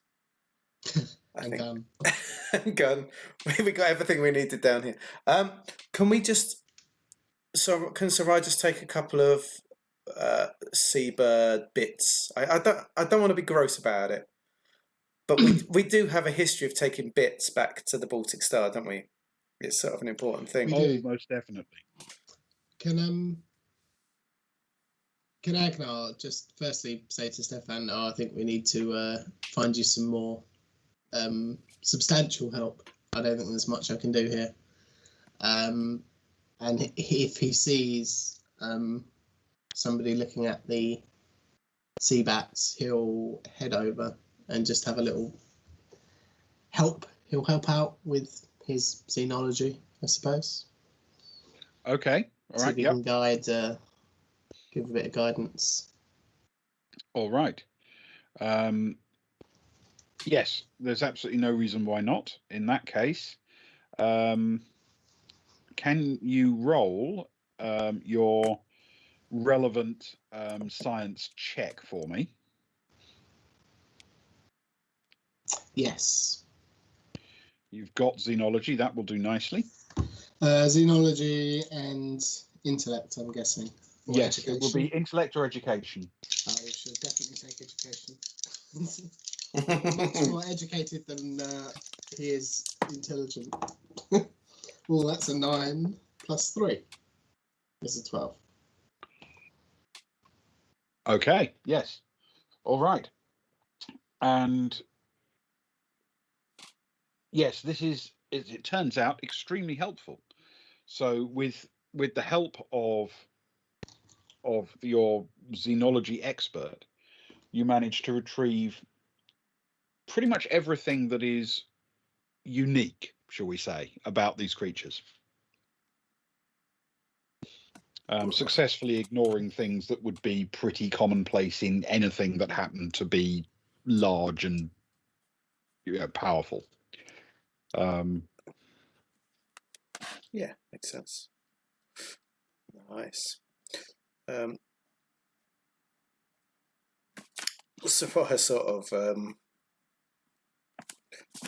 half laughs to try and ease the tension, and sort of misjudges it a little bit.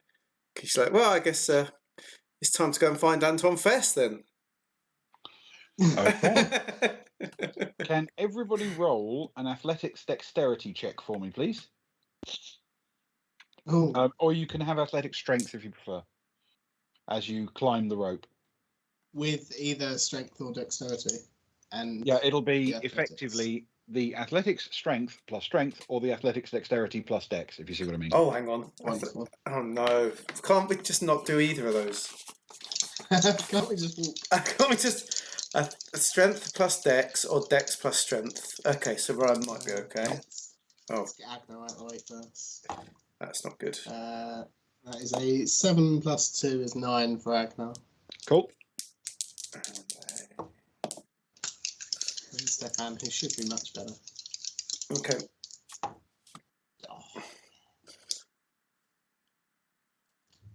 So Stefan somehow rolled an 11 plus 4. Oh, he's like pinging up. He's pinging up the rope. He's on death's Jack door, and the Beanstalk. but He's still maybe making. it's the adrenaline. Let's get out of here. Okay. So Zoe has made it. So what about Soraya and Kara? Soraya's hit an 8. Okay, yeah, that's fine. Kara's hit a 4. This is not her skill. Okay.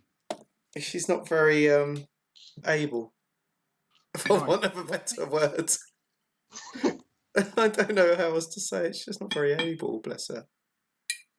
Hang on a second. She didn't really do PE at school. During those PE, she sort of hid behind the bike shed and just I don't know. Read philosophy. Yeah, read philosophy and drew pictures. However, Zoe, who's following Kara up the rope, rolled an 11 with a couple of pluses, which is enough for her to, catch the slipping Kara and help push her up the rope to the surface. Bless you, my child. The upper level. She's been a godsend in this fight.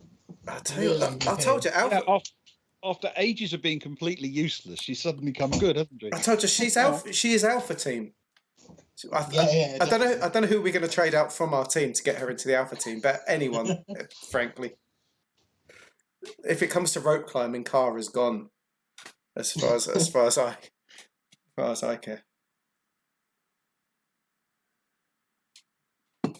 Okay, we're back. This is good. I'm feeling a little bit more comfortable.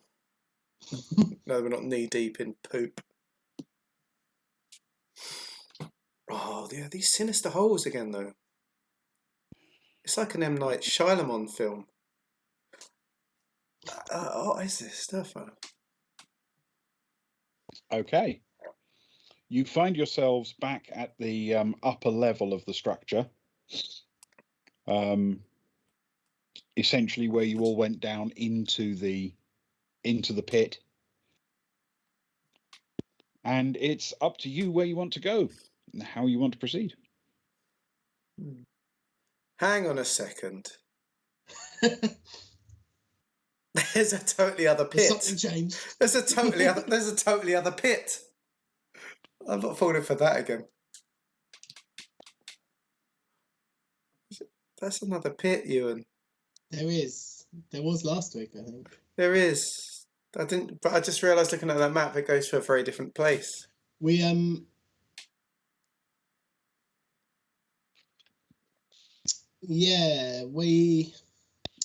Am I right in thinking when we went down this hole, it slanted back in towards the room that was covered in carvings towards the middle of the map?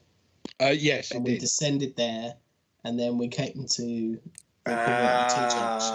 Is that right? Yes. Oh, that's all right. So it is the same. Cool. That's okay. That's good. So it just wasn't mapped out. Thank you, Ewan. Yes. You've saved me. Yes. The two pits, as far as you're aware, they do combine. It is possible there's something you're missing down there, but as far as you know, they combine into a single. Yeah. A single chimney at the bottom. Yeah. So Stefan will point this out to whoever's bringing this up and say, well, I mean, there might be something down there, but we'll sort of look down at his bloodied chest It'll be my. and sort of say, really? It'll be Soraya, the slightly lower of intelligence that brought that up. So okay, yeah, I see what you mean. Yeah, we did that double back thing, and it became okay, that makes sense. Look, you're an injured man. Let's get out into the moonlight and let you convene with nature. Okay. So you want to head by the most direct route, straight up the sort of eastern corridor? Can we hear any flappiness? Can we hear anything? Is there a different vibe since we came up, or have we just massacred the whole family? Roll a recon check. Oh dear, that will be Cara that asked that question. 8, 5 and 3. Sorry, I need to hold it up. Proof. 5 and 3. An 8. 8, flat 8. Okay, you can hear a slight sense of flapping of wings. Oh no.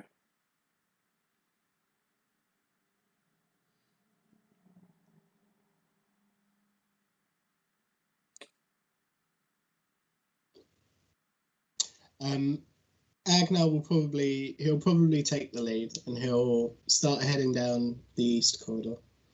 Heading down the east corridor. Yeah. Okay.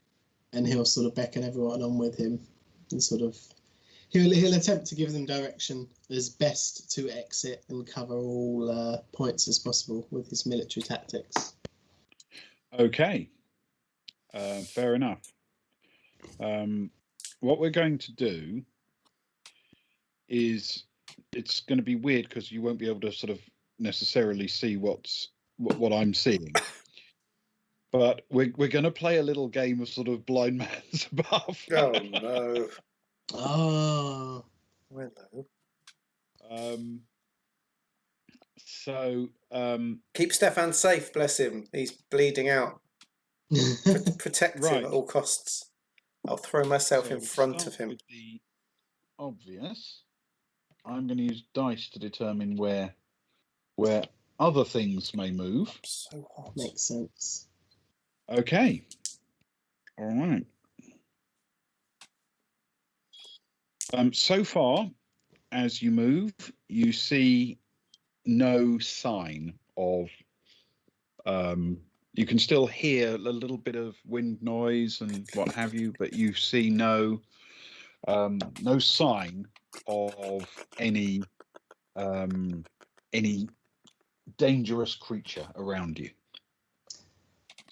As we're there, can Agnar turn to Kara, and he'll say, can you just stick your device out with a hand and take a photo left and right and see if there's anything down there? I like it. I'm not putting torch mode on though. He hasn't got a memory, so. Yeah. Very sneaky. I like that. This is why he was a general. This is top quality stuff. I tell you what.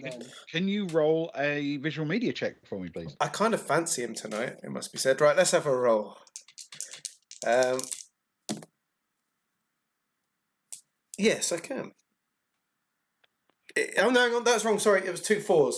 It wasn't that good. Sorry, I made it look really good. It wasn't. It was 2 4s plus 2 though is a 12. A 12. Okay. No, hang on. No, my maths is terrible. 10. I used to be a maths teacher. Ignore this, everyone. It's a 10. Okay. Oh, my goodness. As far as you can tell, left and right, there is currently no sign of an anything. No sign of an anything. Wonderful. And he'll cross over the corridor and then wave everyone forwards, I guess. Okay. All right. They're welcome to not listen to him, obviously. Okay. Let's do that. Move the party a little bit further up. And then we will see if anything else has made a decision about where to go.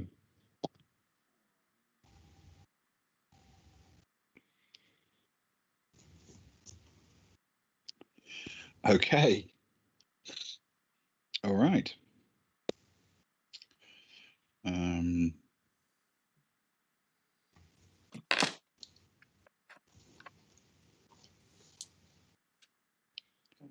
Okay. You can still hear the faintest sound of wingtips, brushing on the walls, perhaps, but no sign of anything. You want to continue up the corridor? Does it sound louder or quieter? Can we tell? Roll a recon check. He's got dog ears. He has indeed. I haven't been warming up the dice though. So. What a mess. That's a 6 on the dice plus 1 recon is a 7. Okay. You can't tell if it's louder or quieter, and it's going to be tough down here because it's echoey cavern chambers. There's going to be a bit of reflection anyway. Yeah. So it's all sort of booming around. It's hard to pick what direction it's in. It's all. Oh dear. Where are we? So something. It's a little orphan bird potentially. Okay. Do you want to press on up or change direction or what? Agnar will take sort of a little bit of a moment of self-doubt, and he'll look at Kara and just sort of shrug. Kara's like, what? I've never led a military team in my life. Kara will she'll pretend she's big on it though. She's gonna do the old, they'll fist up the hands up, follow me kind of thing. She doesn't have a clue what she's doing, but she's like, "Yep, stop." And then she'll point at Agnar and she'll head up to the corner to peek her head around the corner to see if they're with Agnar. She'll say, "Come with me," but then she'll draw out, hoik him like she does with him. Hoik it, like, come with me, hoik. Go on, we go have a look. And drags he's going to let it happen. Well, she's not going to do it for her own strength. Hoiks him to the corner. Staying together. That's the plan. Yeah, she's like, "Stop, stay." Hoik round the corner and has a little poke round the corner and sort of like seeing what's around there. Okay. Seeing if anything is blocking our way. Right. Okay, can you roll a recon check for Kara, please? I can. That's not terrible. I can't do worse than a 2. Well, I can't do worse than a 2. As we've been making our way down the corridor, Ben, can Stefan be reloading his knuckle blaster? Yes, he's had time to do That's a that. good choice. Thanks. It's a 7. It's a 7. Okay. It's my best recon check of the night, quite frankly, but... Initially, no, you can't spot anything.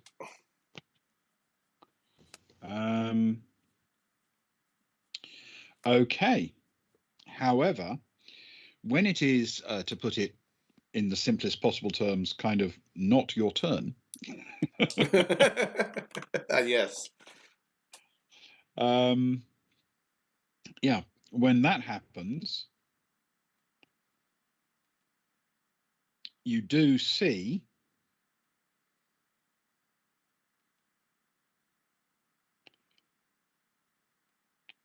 the emerging of a creature.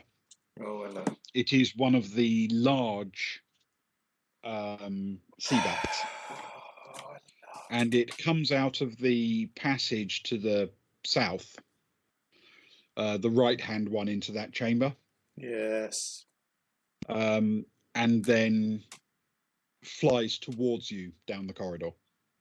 Oh. Flappity. How high are the ceilings? Roughly? Around about 6 meters. Oh. Okay, so there would be enough space if it was to not realise we were there to just fly over the top of us. Oh, it's suddenly Captain Passivity all of a sudden after massacring a family. Oh, we'll let this one go.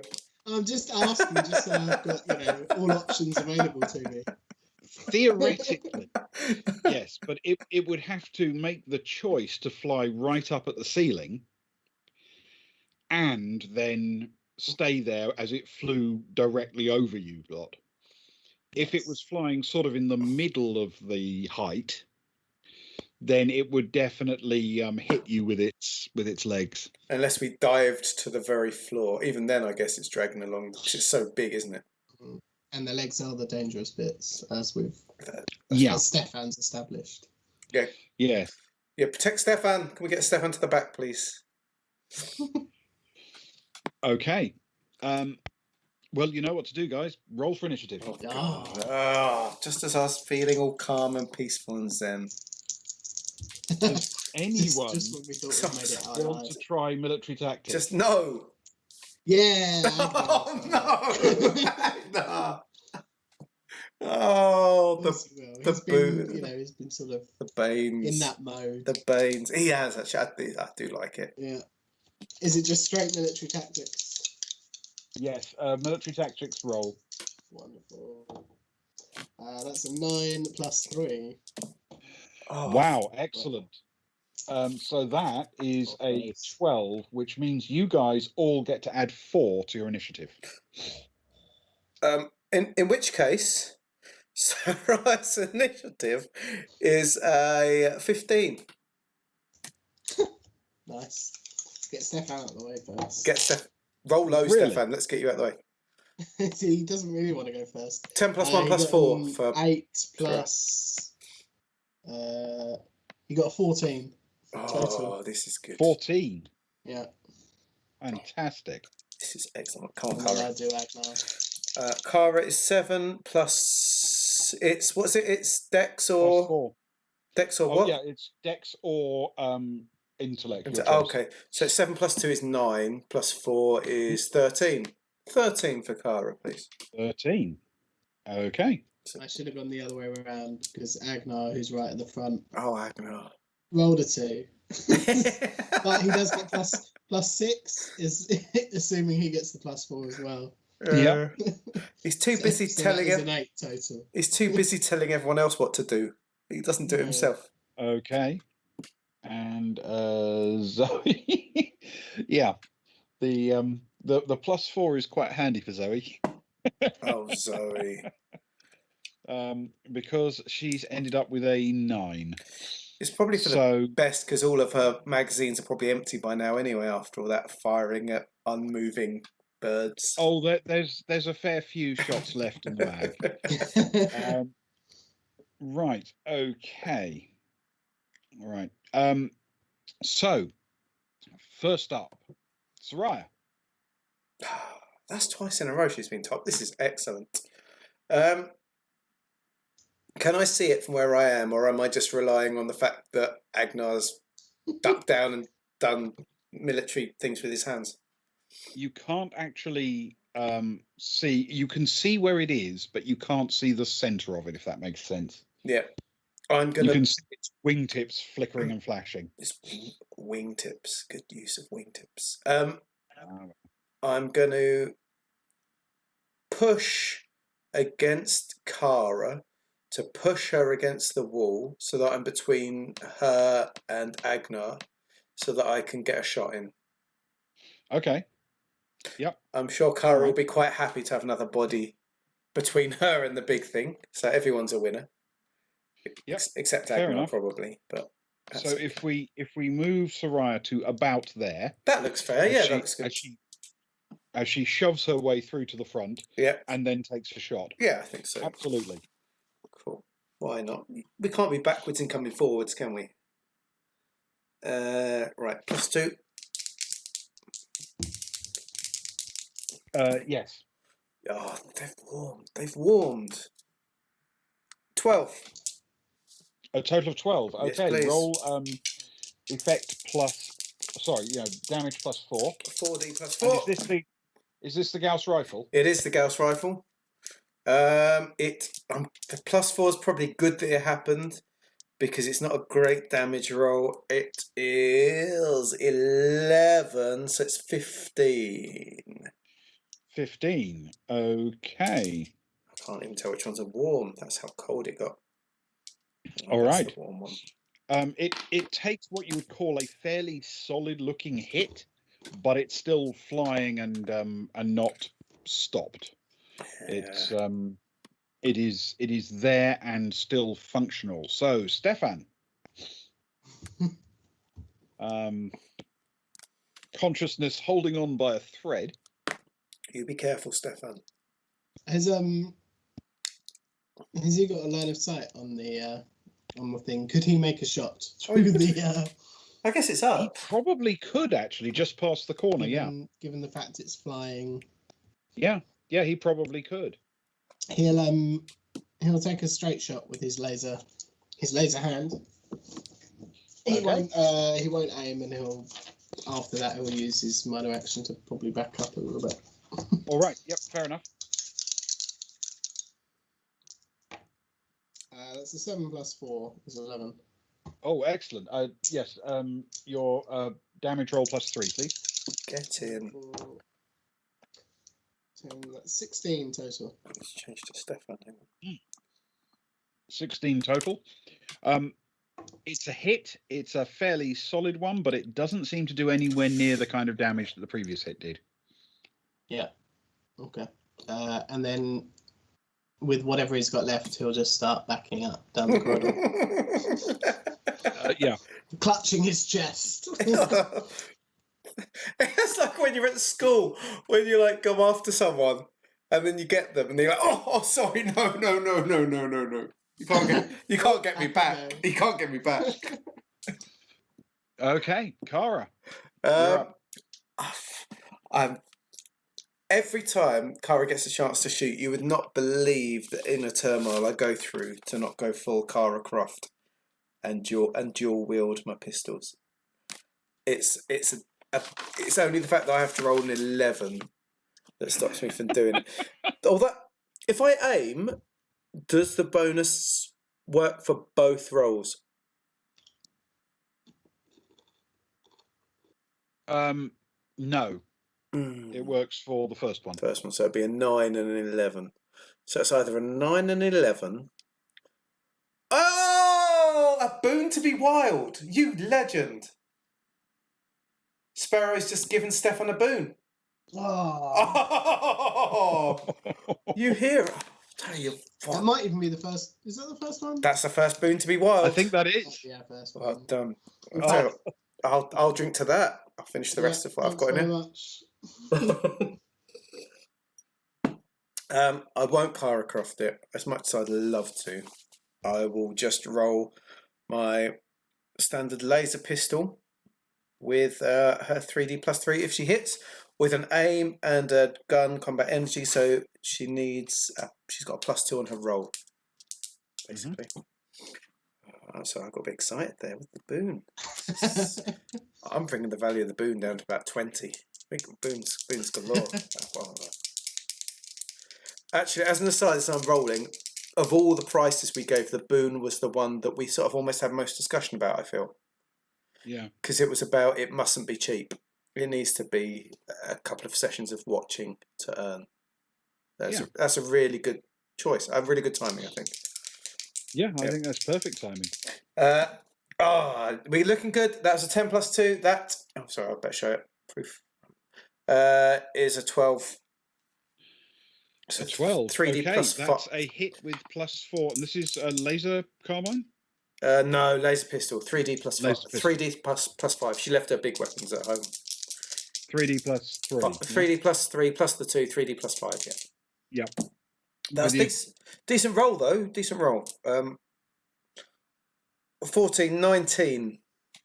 19. Okay. Okay. It's a solid hit. The creature certainly seems to, react quite noticeably to it. But it's still up and it's still flapping, and it's its turn. Oh no. Oh, okay. That rolled well then. Wow. Okay, that's good. Yeah, it did all right actually. Yeah. Its initiative was a 9. Okay, so it just beat out Zoe. That's good. Good roll. Yes, I mean it wasn't fantastic, but it was No. pretty decent. Yeah. I'm glad we got the boon. Well done, Ewan, for getting our boon. Then. Yes, that would have been that would have been more of a problem, wouldn't it, if you hadn't had that? Yeah. Yeah. Only Sarai would have had to go beforehand. Yeah. Big roll. Okay. All right. So obviously it's going to launch an attack. The question is, who is it going to try and attack? And we will resolve that with dice, and it's going to be Agnar. Oh, good. No, hang on. Yeah, thanks. When it comes to combat, I'm very selfish. Okay. I'll buy it's rounds slicing of drinks close. all night, but And it attacks itself some Varga. Let's have a go. Yeah, it's all right. 8, no effect, but a hit.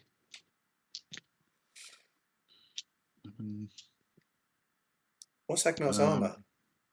His armor's okay, isn't it? Yeah, it's combat armor. Yeah. Oh, he's all right. Yeah, that's The good. armor's pretty good. I think that's a total of 17. That is exactly what his combat armor absorbs. Oh, good man. He is the man. I almost spoke too soon. Oh, it's all right. He is the man with the best armor out of all of us. Yeah. So the strength of the attack is almost enough to breach the combat armor, but after a moment of holding his breath for a fraction, Agnar discovers he is in fact uninjured. He sort of stops, checks down, starts doing this with his hands. And that moves us to Zoe. Okay, she's going to move. We just had a bit of internet jankiness that brought me and you next to each other. It repositioned us in teams, so now fist bump. It's like it didn't hear you say, "Oh, thank goodness it's attacking Agnar." Fist bump, Ewan. Massive divide between our fist bump. We're happy. We're happy friends again. We're happy friends again. Ignore. Okay, Zoe's going to move to basically put herself between Stefan and the sea bat. Good girl. Good girl. From there, she can take a shot. It's going to be at a negative, isn't it? What's the cover negative for that? It's going to be -2. Okay. But she'll take a shot anyway. No, she misses. Okay. She did not roll well there. It was a 5. She's got some bonuses, but when you added the -2, it was a miss. So she takes a shot, but it does not hit the critter. So, Agnar. Agnar's eyes are probably going to flare up a little bit, and he'll get caught up in that primordial, natural melee combat that he was doing downstairs. Throw back down his angry his Agnar. laser rifle. Yes. And start clawing away at the beast. Okay. Off you go. It's a melee attack. Yeah, which is an 8 plus 3. +3, so an 11. Yeah, great. So that's 1d6 plus 3, please. Wonderful. That's 7 total. A total of 7. Okay. Where's it gone? There we go. Oh, okay. Yeah. It looks, I think it's fair to say, hurt very badly. Its flapping is now less coordinated. It's starting to move around a little bit. A little bit out of normal coordination. It is just about able to maintain some height above the ground, but it looks like it's really tough work for it. And it's Sarai's turn. I've been picturing angry Agnar a bit like last night when, after we finished our stream, we were talking briefly about the Incredible Hulk. I'm getting that vibe of, what was the actor's name again? The Hulk guy? Lou Ferrigno. Lou Ferrigno? Yeah, I'm getting that vibe. He's like hulking up, chucking the gun down. almost ripping his combat armor off Yeah. and going in. I'm loving it. Loving it. Right. Soraya's going to fire if she can. Gauss. If she can, she'll at that range she'll fire at -2, but That's fair. that's actually matched by her bonuses. Yeah, it cancels out. If I aim, can I still get a You'll +1 get a if I aim? +1 back. Yeah. Thank you very much. I miss because it's a 5 + 1, so it's a 6. So I'm sorry, that's bad luck. But yes, a miss. Okay, and because she aimed, she's also used all of her capabilities. So, Stefan. Oh, Stefan feels. I don't know where he's got it from, but he's got some kind of divine inspiration from somewhere. Mhm. And he's gonna run past Zoe. He's gonna move 4 squares forward, and he's gonna fire with his laser hand. It's like he's got most of his boon. It's like he's got his own patron out of nowhere. It's very much like that. It is oddly like that, isn't it? Okay. So make your attack roll. You don't get the aim bonus, but you can have your boon, of course. Wonderful. Which is probably a good thing. He rolled an 8 rather than a 6 or possibly worse. That is an attack with success. It's +4. Sorry, he rolled an 8. He rolled an 8. Yeah. So he gets +4. Yes. So that's an effective 4, please. Oh, Stefan. So +4 on the damage roll. Oh, and that's pretty good as well. That's a 13 + 7 total is 20. 20. Okay. Yeah. I think you may have to give credit where it's due here, because that is a kill shot. Oh, the boon. Oh, the boon. Thank you very much. Oh, big boons. Big boons. Much love for the boon. All hail the boon. All hail the boon. Yeah. It does mean you owe her now. You owe her your soul. Yeah, that's true. Stefan's soul. Stefan's soul, yeah, that's true. Obviously. Okay. It's worth it though. With that done, we can go back out of combat. High fives all round. That's how we like it. That's it. Phew. High fives all round at this point. Is there any more noise? Roll a recon check for me. Oh. So 7 + 1 is 8. 8. As far as you can tell, no. Okay.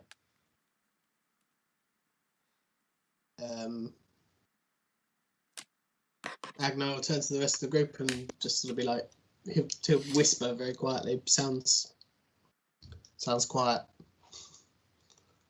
Okay. Almost too quiet. And what would you like to do? They come out. You're not in combat turn anymore. They come out. They come out at night mostly. Mostly. Can we see around the corner? Oh yes. Okay, wonderful. So he'll at least wave everybody on and head to the next corner. Okay, well, the next corner, effectively, the notch to the north, as you head past the remains of the Seabat, is in fact the sort of rampish staircase out of the complex. Wonderful. He'll ask Kara to do the same. He'll see if she'll take a photo around the corner before we head up. Okay. Just to double check. Kara, you know what to do? Roll a check for me. She does go a little bit Kevin the teenager, but she'll roll it. Oh, not again. Oh, God. Fine, whatever. 8 + 2 is 10. outside, there is very little light now. It's properly dark outside, really. There's still a slight glow in the background that she can pick up, but there's no sign in that little short route up to the surface of any creature of any kind. That's good. Did we ever know what the consistency of the water was, by the way? If it was salty or someone swam around in Yes, it, but you tested it briefly in the upper level and found that it was salt water. okay. Do you want to take a sample? I was considering it, but that's good enough for me, quite frankly. I just don't want to give any chance for a tentacle to grab me from nowhere. The fewer tentacles, the better in my mind. Let's head to the surface. They're tentacular. Oh. Well, let's head up then. If you're Okay. if you're happy that we've investigated, Luke. If you don't want to do anything else down here, No, I don't like investigating. I've decided. all right. But Then there's potential tentacles. I don't like it. the party as a whole moves up through the exit and out into the forest at the surface, still immediately around you, surrounded by the local instances of the walls and the similar structure, and it is there in the gloom.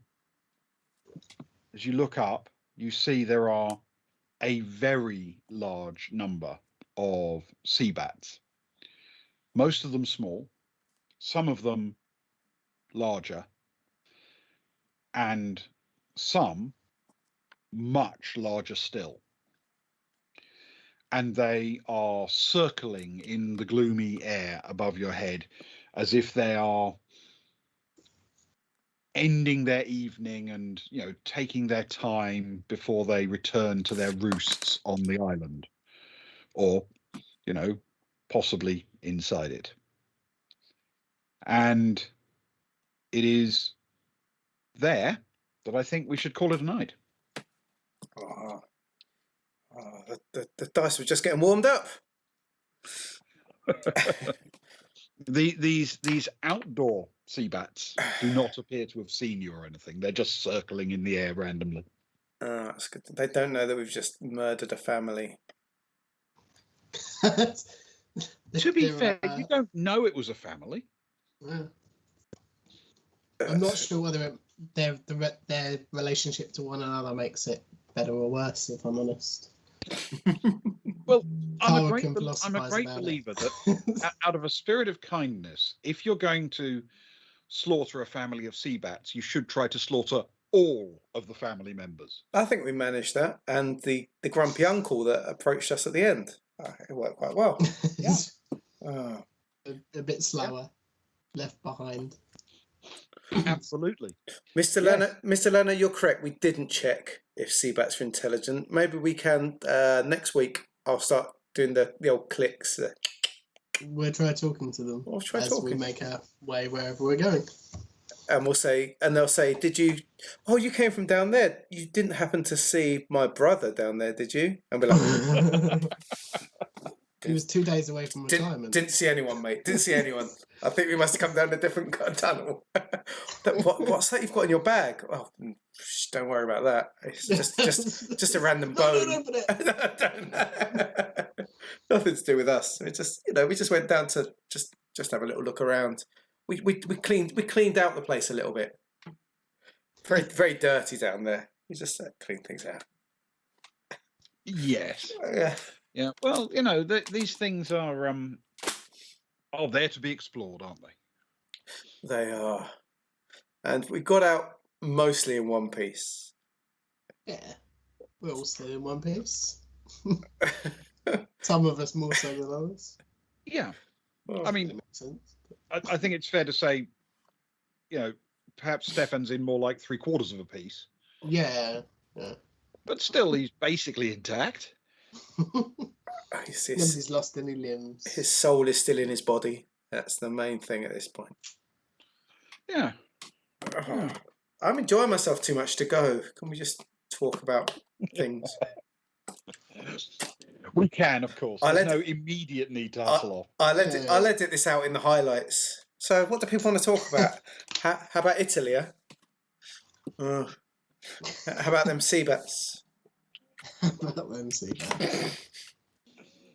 Oh yeah, I wouldn't want to come out in one piece. That'd be just terrifying.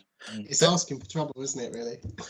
There was this short film a few years ago that you might know this, Ben, being a film man yourself, and I don't think it ever made a full film. And it was set in a slightly sci-fi-ish, corridory kind of thing, and it was a small crew being chased by this creature that kind of sucked in its victim. So it's basically just loads of like fingers and stuff.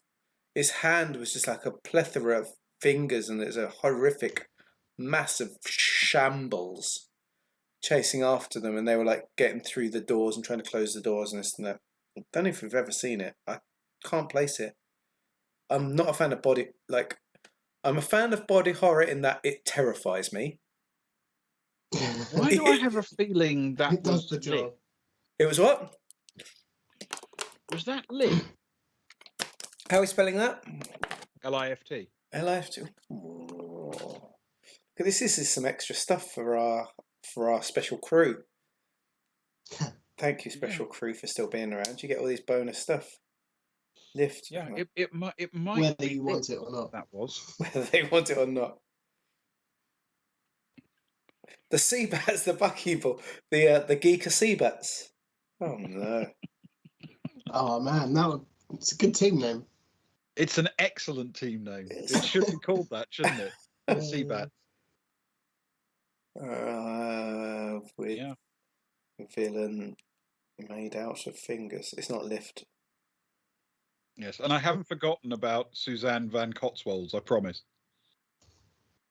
Oh yes, we've had lots of hints from Ben. We don't know when we're going to meet them yet, but I can't promise she'll be what you would call a realised NPC, but I promise she will turn up in one form or another. I want her to turn up in like a flashback. Can someone have like a romantic flashback from 15 years ago? Well, I get the feeling the Van Cotswolds get their fingers in every part of society somehow. In many pies. Oh, we're going to use her, Mr. Leno, just in a we're going to clever use way. them, and it's going to become a personal and a matter of pride for me to find ways of slipping them into the game as various different things. I promise I will find a way to fit almost anything in. Keep them coming is what I'm saying. Yes. Yeah. You've just said that. Now we're going to get flooded with like 12. It's it's the way it is. As long as people are well intentioned, we can cope with anything. Yes, that is true. Yeah. As he said, Ali brings jokes and pictures. Sparrow brings boons. He just brings annoying NPCs. But also really good art, it must be said. I've saved all that art. I'm going to come up with something to post on Twitter or on our little advertising. I'm pointing at my screen. No one can see me pointing at my screen. We're going to have that as like a half-time thing, I think, next week. A combination of Stefan's head being dragged away by a Seabat. Yeah, I think that's a really good idea. I think we should stick those on with music, obviously. 6,000 points. Ugh. I might make one like at 6,000. How many NPCs is 6,000 points? Hang on a sec. What is the NPC cost right now? The NPC cost is about 10 or something. 800. That is about 10 NPCs. Yeah. No, about 9 or 8 NPCs. 8 NPCs. That took too many. There's a lot of trial and error in that. It's Well, very. I'll- How Even many my hours? maths I'll brain at tell this you time what. of night. Even that, it's only Mr. 7, Leno. really.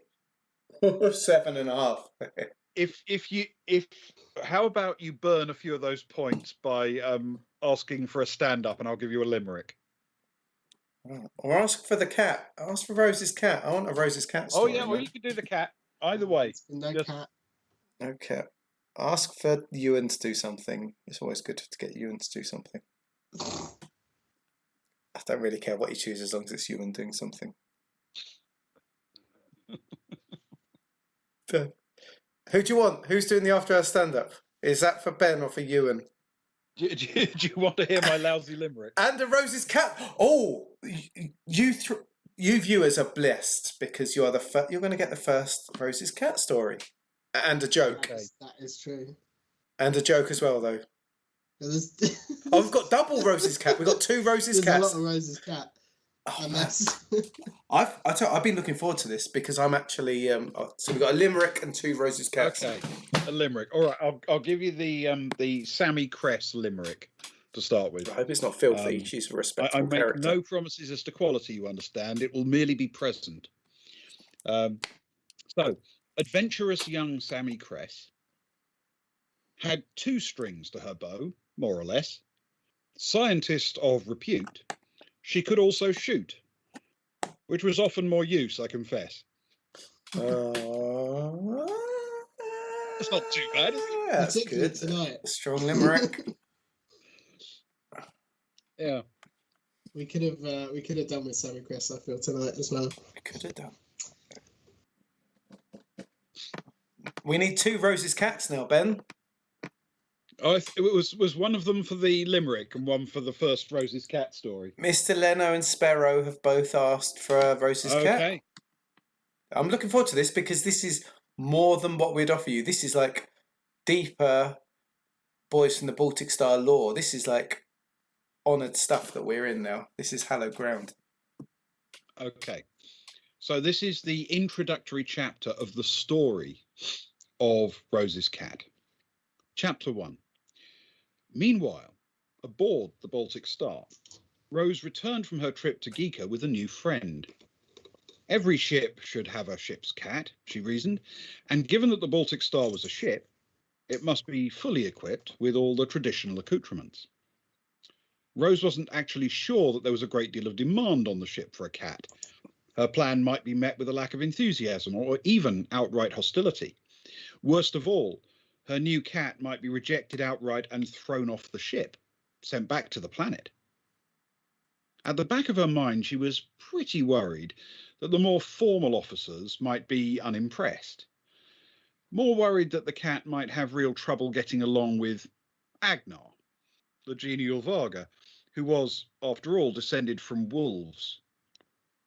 She carefully smuggled the black and white kitten aboard and released it into her stateroom, where it began its adventure by running face first into a bulkhead. And you did ask for chapter 2. So chapter 2. Meanwhile, aboard the Baltic Star, they're all going to start like that, I do apologise. Meanwhile, aboard the Baltic Star, Rose's cat was exploring the stateroom.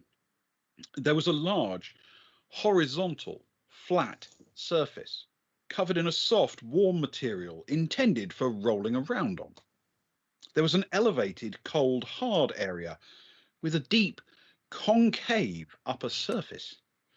At first, this appeared to be designed for a cat to curl up inside whenever altitude was more desirable than warmth, but it transpired that it was actually a trap. As the cat tumbled into the bowl, a jet of water immediately emerged from a short projection above the rim, soaking the cat instantly. By means of astonishing reflexes, superhero strength, and all of the dexterity a kitten can possess, the cat leapt straight out of the trap, spraying water in all directions and landing just a few inches short of the soft surface. Sitting on the floor, the cat carefully looked around. A cat, it seems, must be cautious in its explorations. Okay, that's chapter 2. This is my favourite thing. Rose's cat. I'm glad people have redeemed it. I hope we all realise the quality of Rose's cat right now. Let's get some of these going every week. Most definitely. That And is... also, Oh, little tears. I mean, imagine if we'd have been down there in that tense combat and we'd have had the dream Rose's respite of a nice little comfort story about a cat on board a spaceship. That would have made Luke and I feel a lot more comfortable about the whole situation. As you're bleating out. It's really slightly weird. It kind of feels like I'm reading everyone a bedtime story, if you know what I mean. It is 1:10 in the morning this time, so you're not far off. Yeah. I believe that as well for subscribers. I think we were looking at putting those all together at the end, weren't you, Ben? Sorry, carry on. We'll assemble some form of I don't know, PDF or ebook or something like that with the saga of Rose's cat as it develops, I'm sure, for subscribers. And there are a few other fictional things that we've got in our subscriber trees, which feel free to have a look at. But seriously, no pressure. We all enjoy coming up with stuff, so we'll always enthusiastically do so. Yeah, like Lena and Ali know they received the month 1, which was Kara's fanzine. There's another one coming if they resubscribe in. I've got to get it together. It's only in about a week and a half or something. Has anyone finished the crossword yet? Have you had any? It's a strong, the Ossing crossword. Any answers back? Has anyone posted their answers back to you via email? I know that, was it after month 3? That's the first physical postage, isn't it? Which is going to be to do with the ship and like a guide of the ship and a ticket for Earthbark and stuff. So it's going to be some really good little fan kind of stuff. Really, we're looking at some nice little physical bits and pieces. Yeah, some feelies, so to speak. But I mean, they'll be modest, but I think they'll be kind of cool.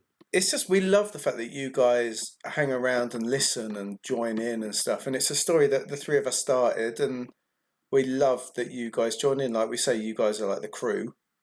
And you are, you're part of it. You join in, you click the things. And if we can offer stuff, extra sort of stuff outside the story, then that's what we've spent time doing extra things. And we love sharing it with you guys. A little bit extra for those that actually care and settle in for 1 or 2 hours a week or something to join us with. So thank you so much. It adds so much to our enjoyment as well. You have no idea how much fun it is to be able to interact with other people while we're playing and while we're chatting among ourselves, because we've played the game anyway, but this really does add a dimension to us which we've come to love. So thank you. And so remember some more. $1 million thumbs up back. Let me find a meme that fits. I'll send you a Sammy Cress. Sammy Cress is the peak image. He is an excellent DM, isn't he? And I think he's quite fair. Generally. Harsh but fair. No, I think he's a very fair. I don't generally cheat the dice. I rely on things to come out fairly, but I do make sure that there's more than one chance before instant death, so to speak. You've always got an opportunity to withdraw or to take a different route or something. I don't think it's fair to just drop nukes on you from orbit, even though it is the only way to be sure. It is the only way to be sure. To better assess our bad decisions and have another go at them. Yeah, which Luke and I appreciate. And to be fair, it's very kind of you to say so. Thank you. He's let us get away with a lot of things. He'll let us. You can tell, because if we do something he doesn't expect, he'll be like, "Okay, yes," but he'll let us do it, and I think that's a real praise to him. Like when the guy was following us the other week, and then we're like, "Oh, we'll hide in the art shop." Okay, we'll look. Okay, Agnar come. Okay, I say he's stolen my purse. Okay, and he lets us do all these things. He let us overthrow a planet. He let Ewan kill a gardener. We want to buy cyanide. We let us buy cyanide. Yeah, Brendan. Okay. Yeah, that I must confess that took a bit of thinking about. On a world where you can kill all pests by just evacuating the space to vacuum, what on earth would you need a poison for? And I dredge sort of old memories about cyanide being used in precious metal extraction in mining. So I figured a mining world would probably have some potassium cyanide available, probably in industrial quantities, in fact. So, But it has led to her being the one that's now imprisoned for the murder, which was actually Agnar. So, to be I fair, forgot it about wasn't that. only. Thanks, Luke. sorry, we've got to rescue her at some. We got to spring Throw her at that some point. downer on me. We'll work out a way to spring her. Mm. If not, I'll give money to her children after she's died. Exactly, he does. He keeps up with everything that we chuck at him. I think we try and give him a few ideas of what we might do in the future. I think we both try that. Like, we might make comments. Yeah. We might do that when we got to Giikur, we were like the first time. Oh, let's plan this, this, and this. So he knows that these are things we'd love to do. But at the same time, Ewan and I are also, as much of a DM's friend that we are, we're also quite left field in some of our decision making. But he lets us just totally scratch the record, go off in a totally different direction, and he runs with it. And there's a lot of kudos for that. Well, you've got to really, otherwise things get a bit railroady, don't they? I think so. But I think you guys are actually very good to me in terms of, as you say, you actually sit down and have in-game strategy sessions where you say, well, I want to go and do this and I want to go and see that. And so I've got a bit of preparation time for future sessions. And I try and return the favor by making sure that at the end of each episode, when something might be about to come, you get like a little hint of it, something you can think about and prep for. Which, well, to be fair, it's just good manners, really, isn't it? You try and be fair to each other, so it keeps rolling along and it keeps going smoothly. What's it called? It's a bit late, and I've had a bottle of wine. What's it called when two animals work together? Symbiosis. It is a symbiosis, I think. A DM and player thing is very much a symbiosis, and it's a game that for me. It's not even a game; it's a story that we're telling together, and the dice might lead it to greater success or greater failure, but we're all on the same team in my mind. We're all creating the story. Just we're playing different characters and making decisions within it, and so it's good for us if Ben kind of knows what might happen and has time for it, but it's good for him if it's that whole thing really. And I think that's what we try and do in our stories, really, not screw each other over too much. And I must confess, I've having this conversation, I've come up with a couple more little segments I should drop into the Tuesday night thing I do occasionally, because there are a few things I can sort of explain about how, the things I keep in my back pocket, so to speak, for when these two go completely mad and drag me off on a tangent that I genuinely wasn't expecting. I'll drink to that. I've got a few things. Which does happen. It really does. I've got a few things I keep in my back pocket for emergencies, like a survival kit. I should actually let you know how that works because that could be useful to anyone else who's running a game. There was this session before we started streaming, back on Austin. We started streaming halfway through Austin, so you guys lost the first half, which I think we did a Thursday night where we caught up on what happened before we started streaming. But there was one evening where we were going back to the hotel, and I think out of nowhere, there was another guy we used to play with at the time as well before we started streaming, and either him or Ewan was suddenly out of nowhere just like, oh yeah, we'll just look behind to see if we're being followed. And I think Ben rolled it, and it turned out it was. And so I felt like it was one of those things you're like, okay, let's roll with this. This is something. It was like in a back pocket kind of thing. And we made, at that time before we streamed, we would have much more drunken 6.5 hour sessions as opposed to the focused 2.5 that we do now, whatever. And so we were kind of halfway through quite a long session, and he ran with it. and we spent 3 hours trying to lose this tail in like 3 different ways of like pratfalls to like, well, we tried to do a thing where we tried to lose her by like the other guys sort of watched her go past and then tried to like lose her in another way, and then me and Ewan's characters, I think it was Kara and Agnar, went to get a drink in the offie and like spotted them, and then hired some local slightly tipsy couple to like do a pratfall in front of this person to sort of take her attention away, so we could like sneak into the hotel and that. So we spent that's true. I remember that. There was exactly that. You actually hired 2 drunken idiots to put on a clown display, basically, in the street to distract this person. In the off license. We said, "Here's 10. We'll buy you a bottle of drink. Here's 10 credits as well. Go and trip over it. She'll love it. She'll laugh at it." And you're like, they go and do it, and she like, no laughs at all. And like, what's going on? But in the time we've like jumped into the hotel, and it's like this little thing that he rolled with literally went, and because we are slow players, which you may have noticed, we are quite intricate, slow, jokey, all these sort of things. We're not quick. And we made like 3 hours out of this little throwaway, a dice roll that probably rolled a 6 or something, and it's like, but you rolled with it because it just turned out that she worked for the guy who we were kind of getting on with anyway, just making sure that we were safe. But we didn't know that. That was the best bit, like this small little throwaway comment. Oh, we're not being followed, are we? And then 3 hours of us trying to lose a tail, and this person turns out to be hired by somebody that we're helping to make sure that, you know, possibly other things, but as far as we were concerned at the time, to make sure that we were okay, we were getting back to our hotel all right. No one was pestering us.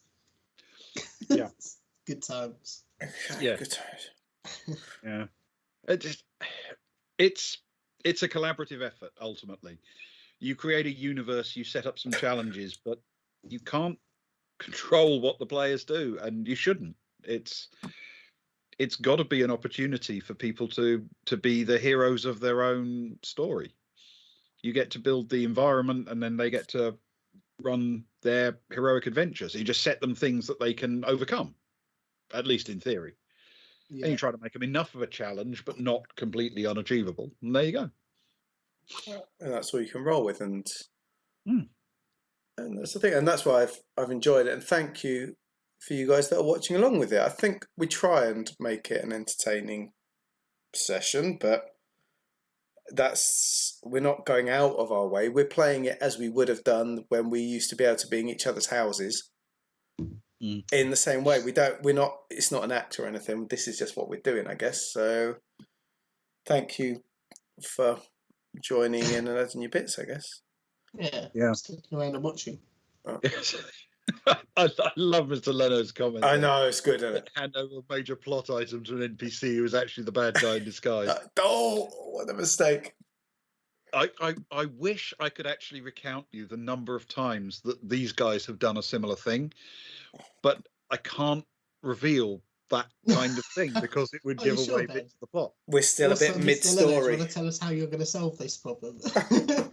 And Ben, tell us about the times that we've done the same thing. I'd say it would really help me out. I'd say our biggest problem is, I don't think our biggest problem is giving things away. I think our biggest problem is just inviting every single person to just come and join our crew.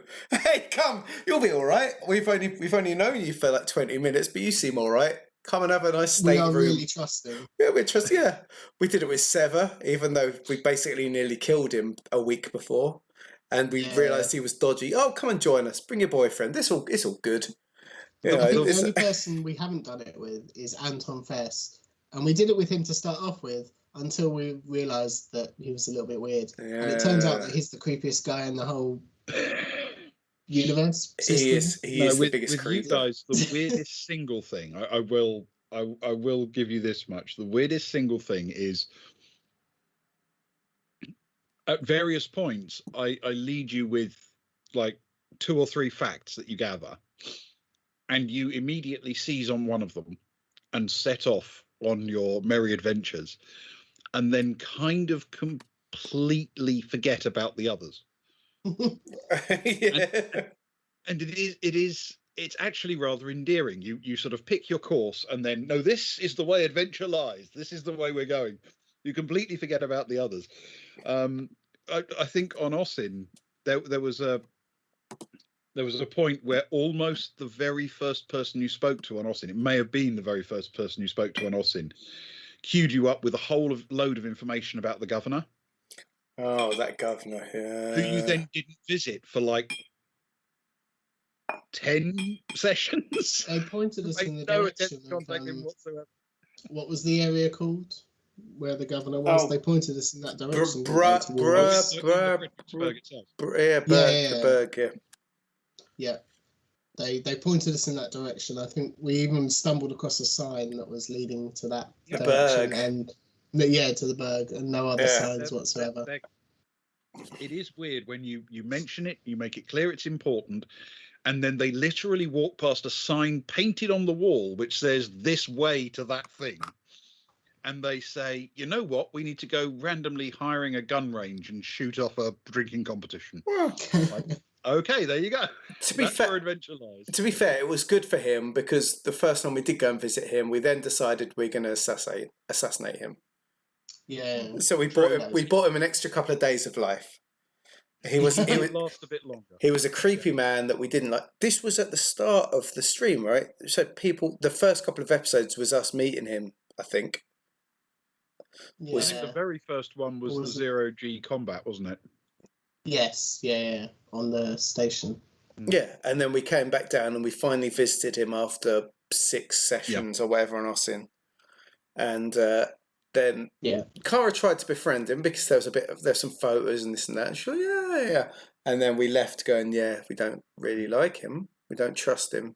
He's a corporate stooge. Let's kill him and power to the people. But the biggest mistake by far I made in prep work was Osin itself. Yes. Because before they got there, I sort of glanced at the map, and there were essentially, I think, 3 systems they could visit realistically on their route to Giikur.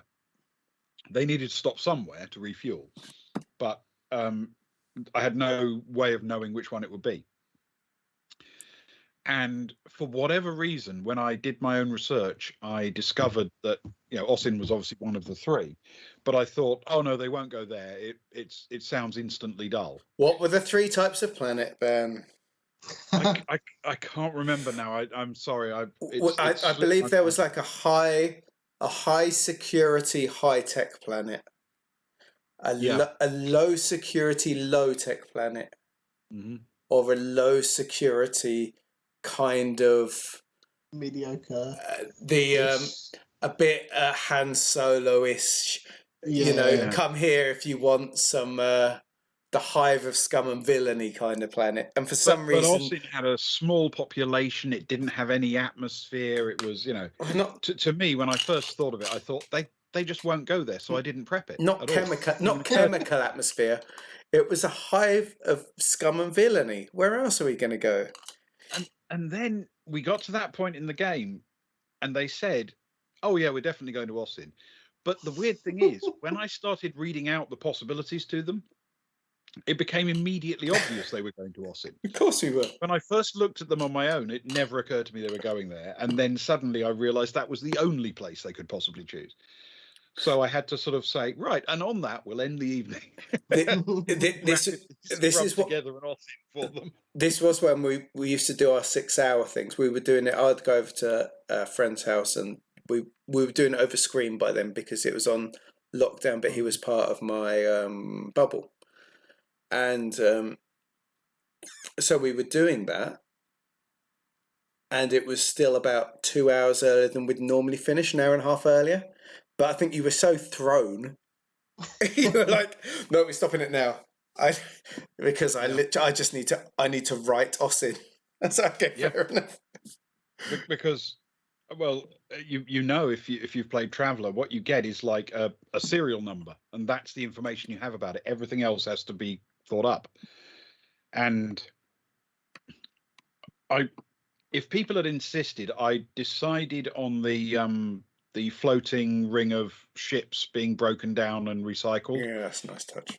and the city being made out of a series of crashed ships, and the city being named after the first of those ships to be landed, which The I Fredericksburg. decided That's was the one. the Fredericksburg name, because you often name warships after battles, and there's a famous battle of Fredericksburg.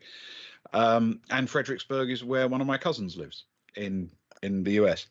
So on the spot, I came up with that much, and then figured I can probably wing it. But truthfully, it was getting on towards the end of the evening. I had a few drinks. I didn't have any prep work, so I was pleased we were able to call it, because that could have gone badly, badly wrong. It was the right choice, I think, because then we Yeah. started the next evening knowing that it was prepped, knowing that you've got stuff going. You felt confident. Everyone was a winner, right? So And also, I think narratively, it's a good way to end a session or an episode, if you will. You know, we can go here, here, or here. Right, set the destination for here. Right. Cut to credits. yep, see you in a couple. See you in a week or two. Yeah, exactly. It's Yeah, pretty textbook. yeah. So yes, I was able to come up with the concept on the spur of the moment, but it required a bit of fleshing out, to be honest. And then I had to work out how to plug in various bits of the underlying narrative and all the rest into it. But that's obviously a much more involved process. Yeah. So. Yeah. And you're right, Mr. Leno. It was a very cool planet. We enjoyed it a lot. I love Dawson. I love Giikur, but I love Dawson. They're probably my two favourite. They're the most fleshed out planets. They're my two favourite planets so far. I did like the almost opposite feeling that we got from Carving Station. Yeah. Just because it was virtually abandoned, which has its place, but obviously every world can't be like that. I mean, it could be, but no. And of course, that one I didn't write. That's from a published module.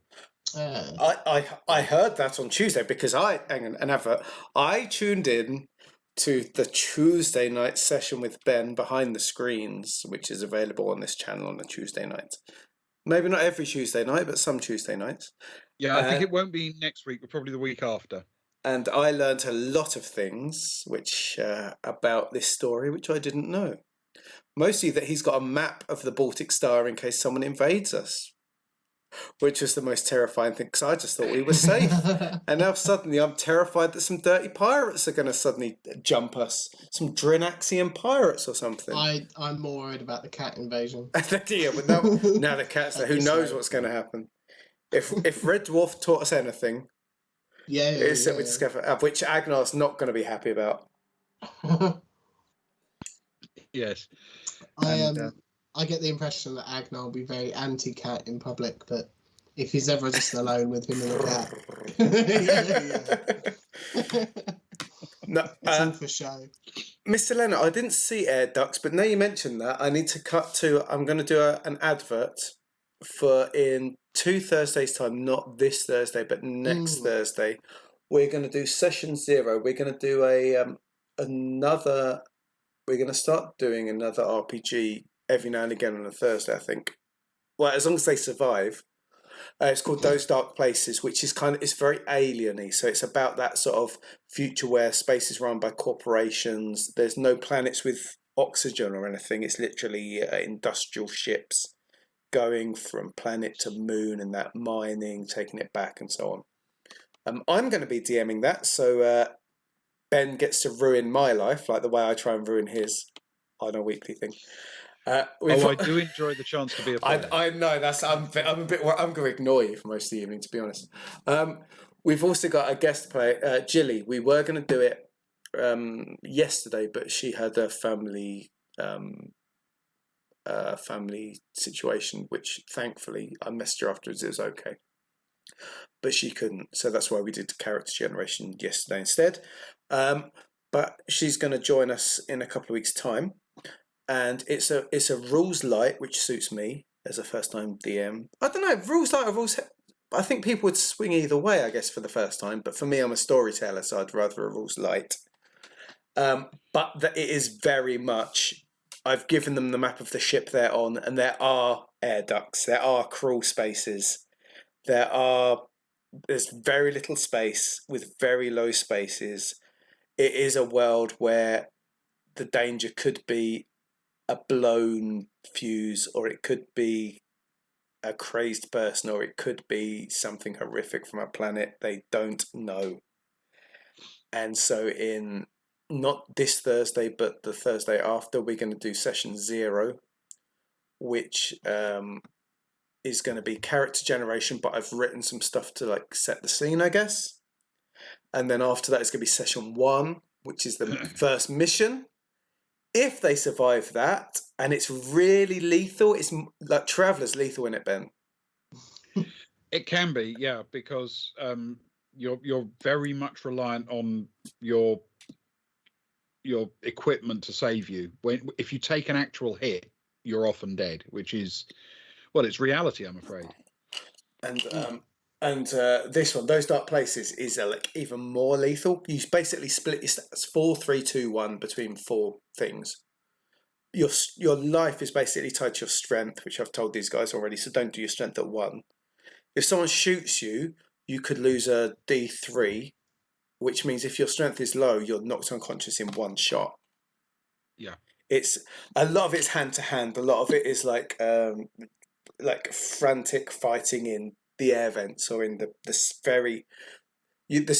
ship is like this 2-meter corridors, so it's literally just above your head. There's no windows except the front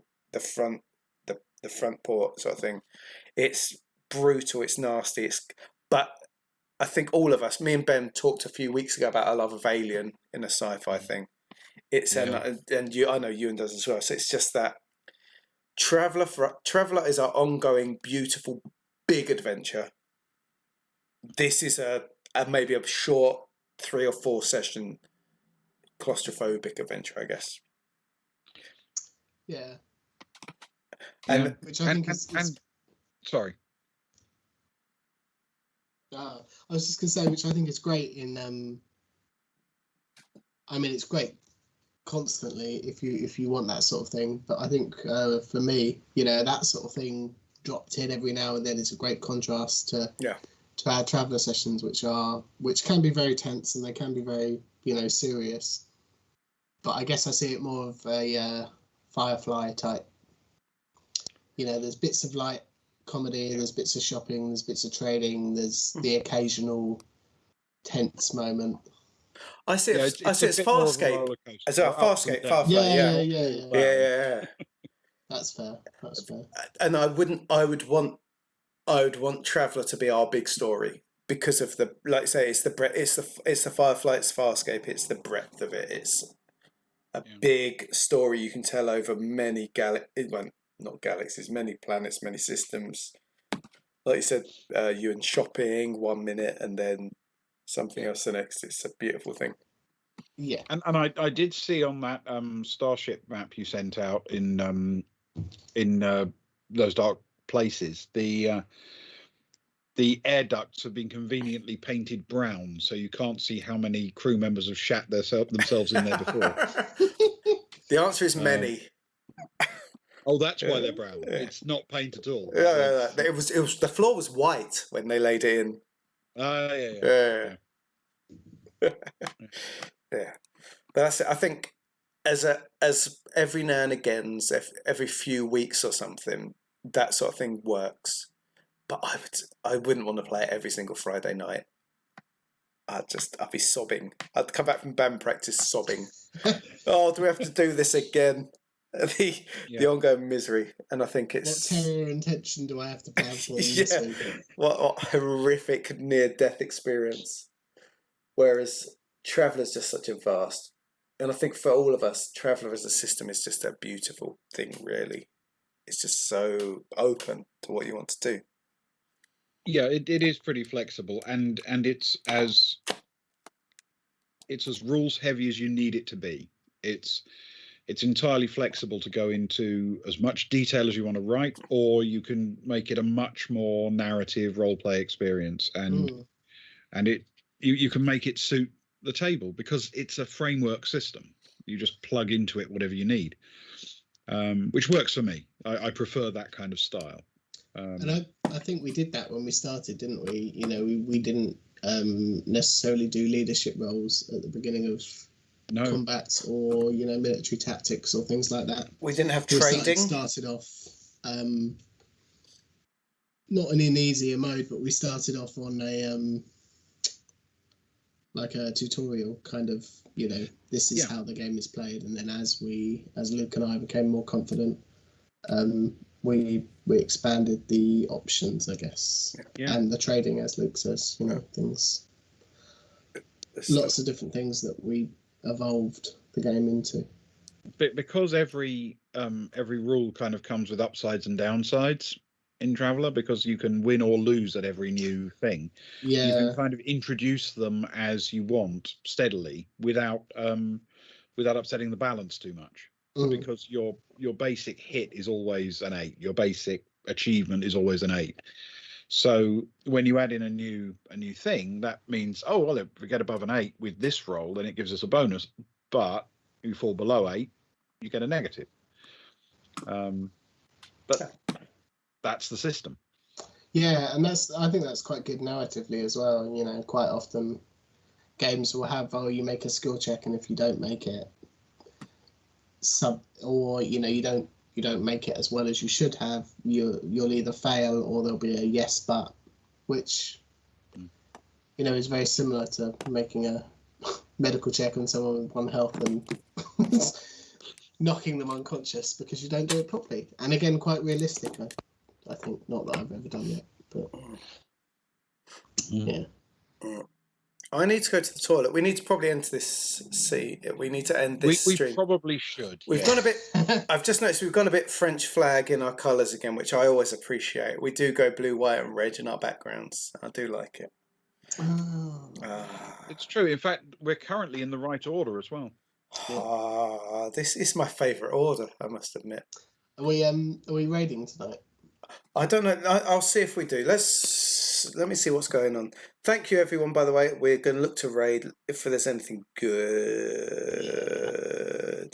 We give our support. There's a few things we do offer support to, which we will. Feel free to stay or go. Don't go yet though, because it affects our numbers. Numbers are very important. Hang on. Do we fancy?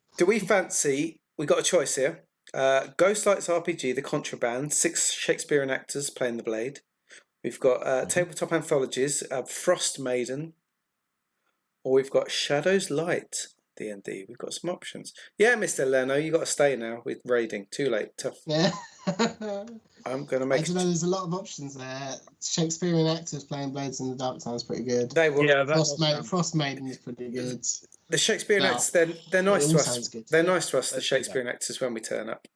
So let's go to just want to say thank you to everyone for joining in and being part of it. It really does mean an enormous amount to us. So thank you. It does. And hanging around and listening to us babble after the actual RPG.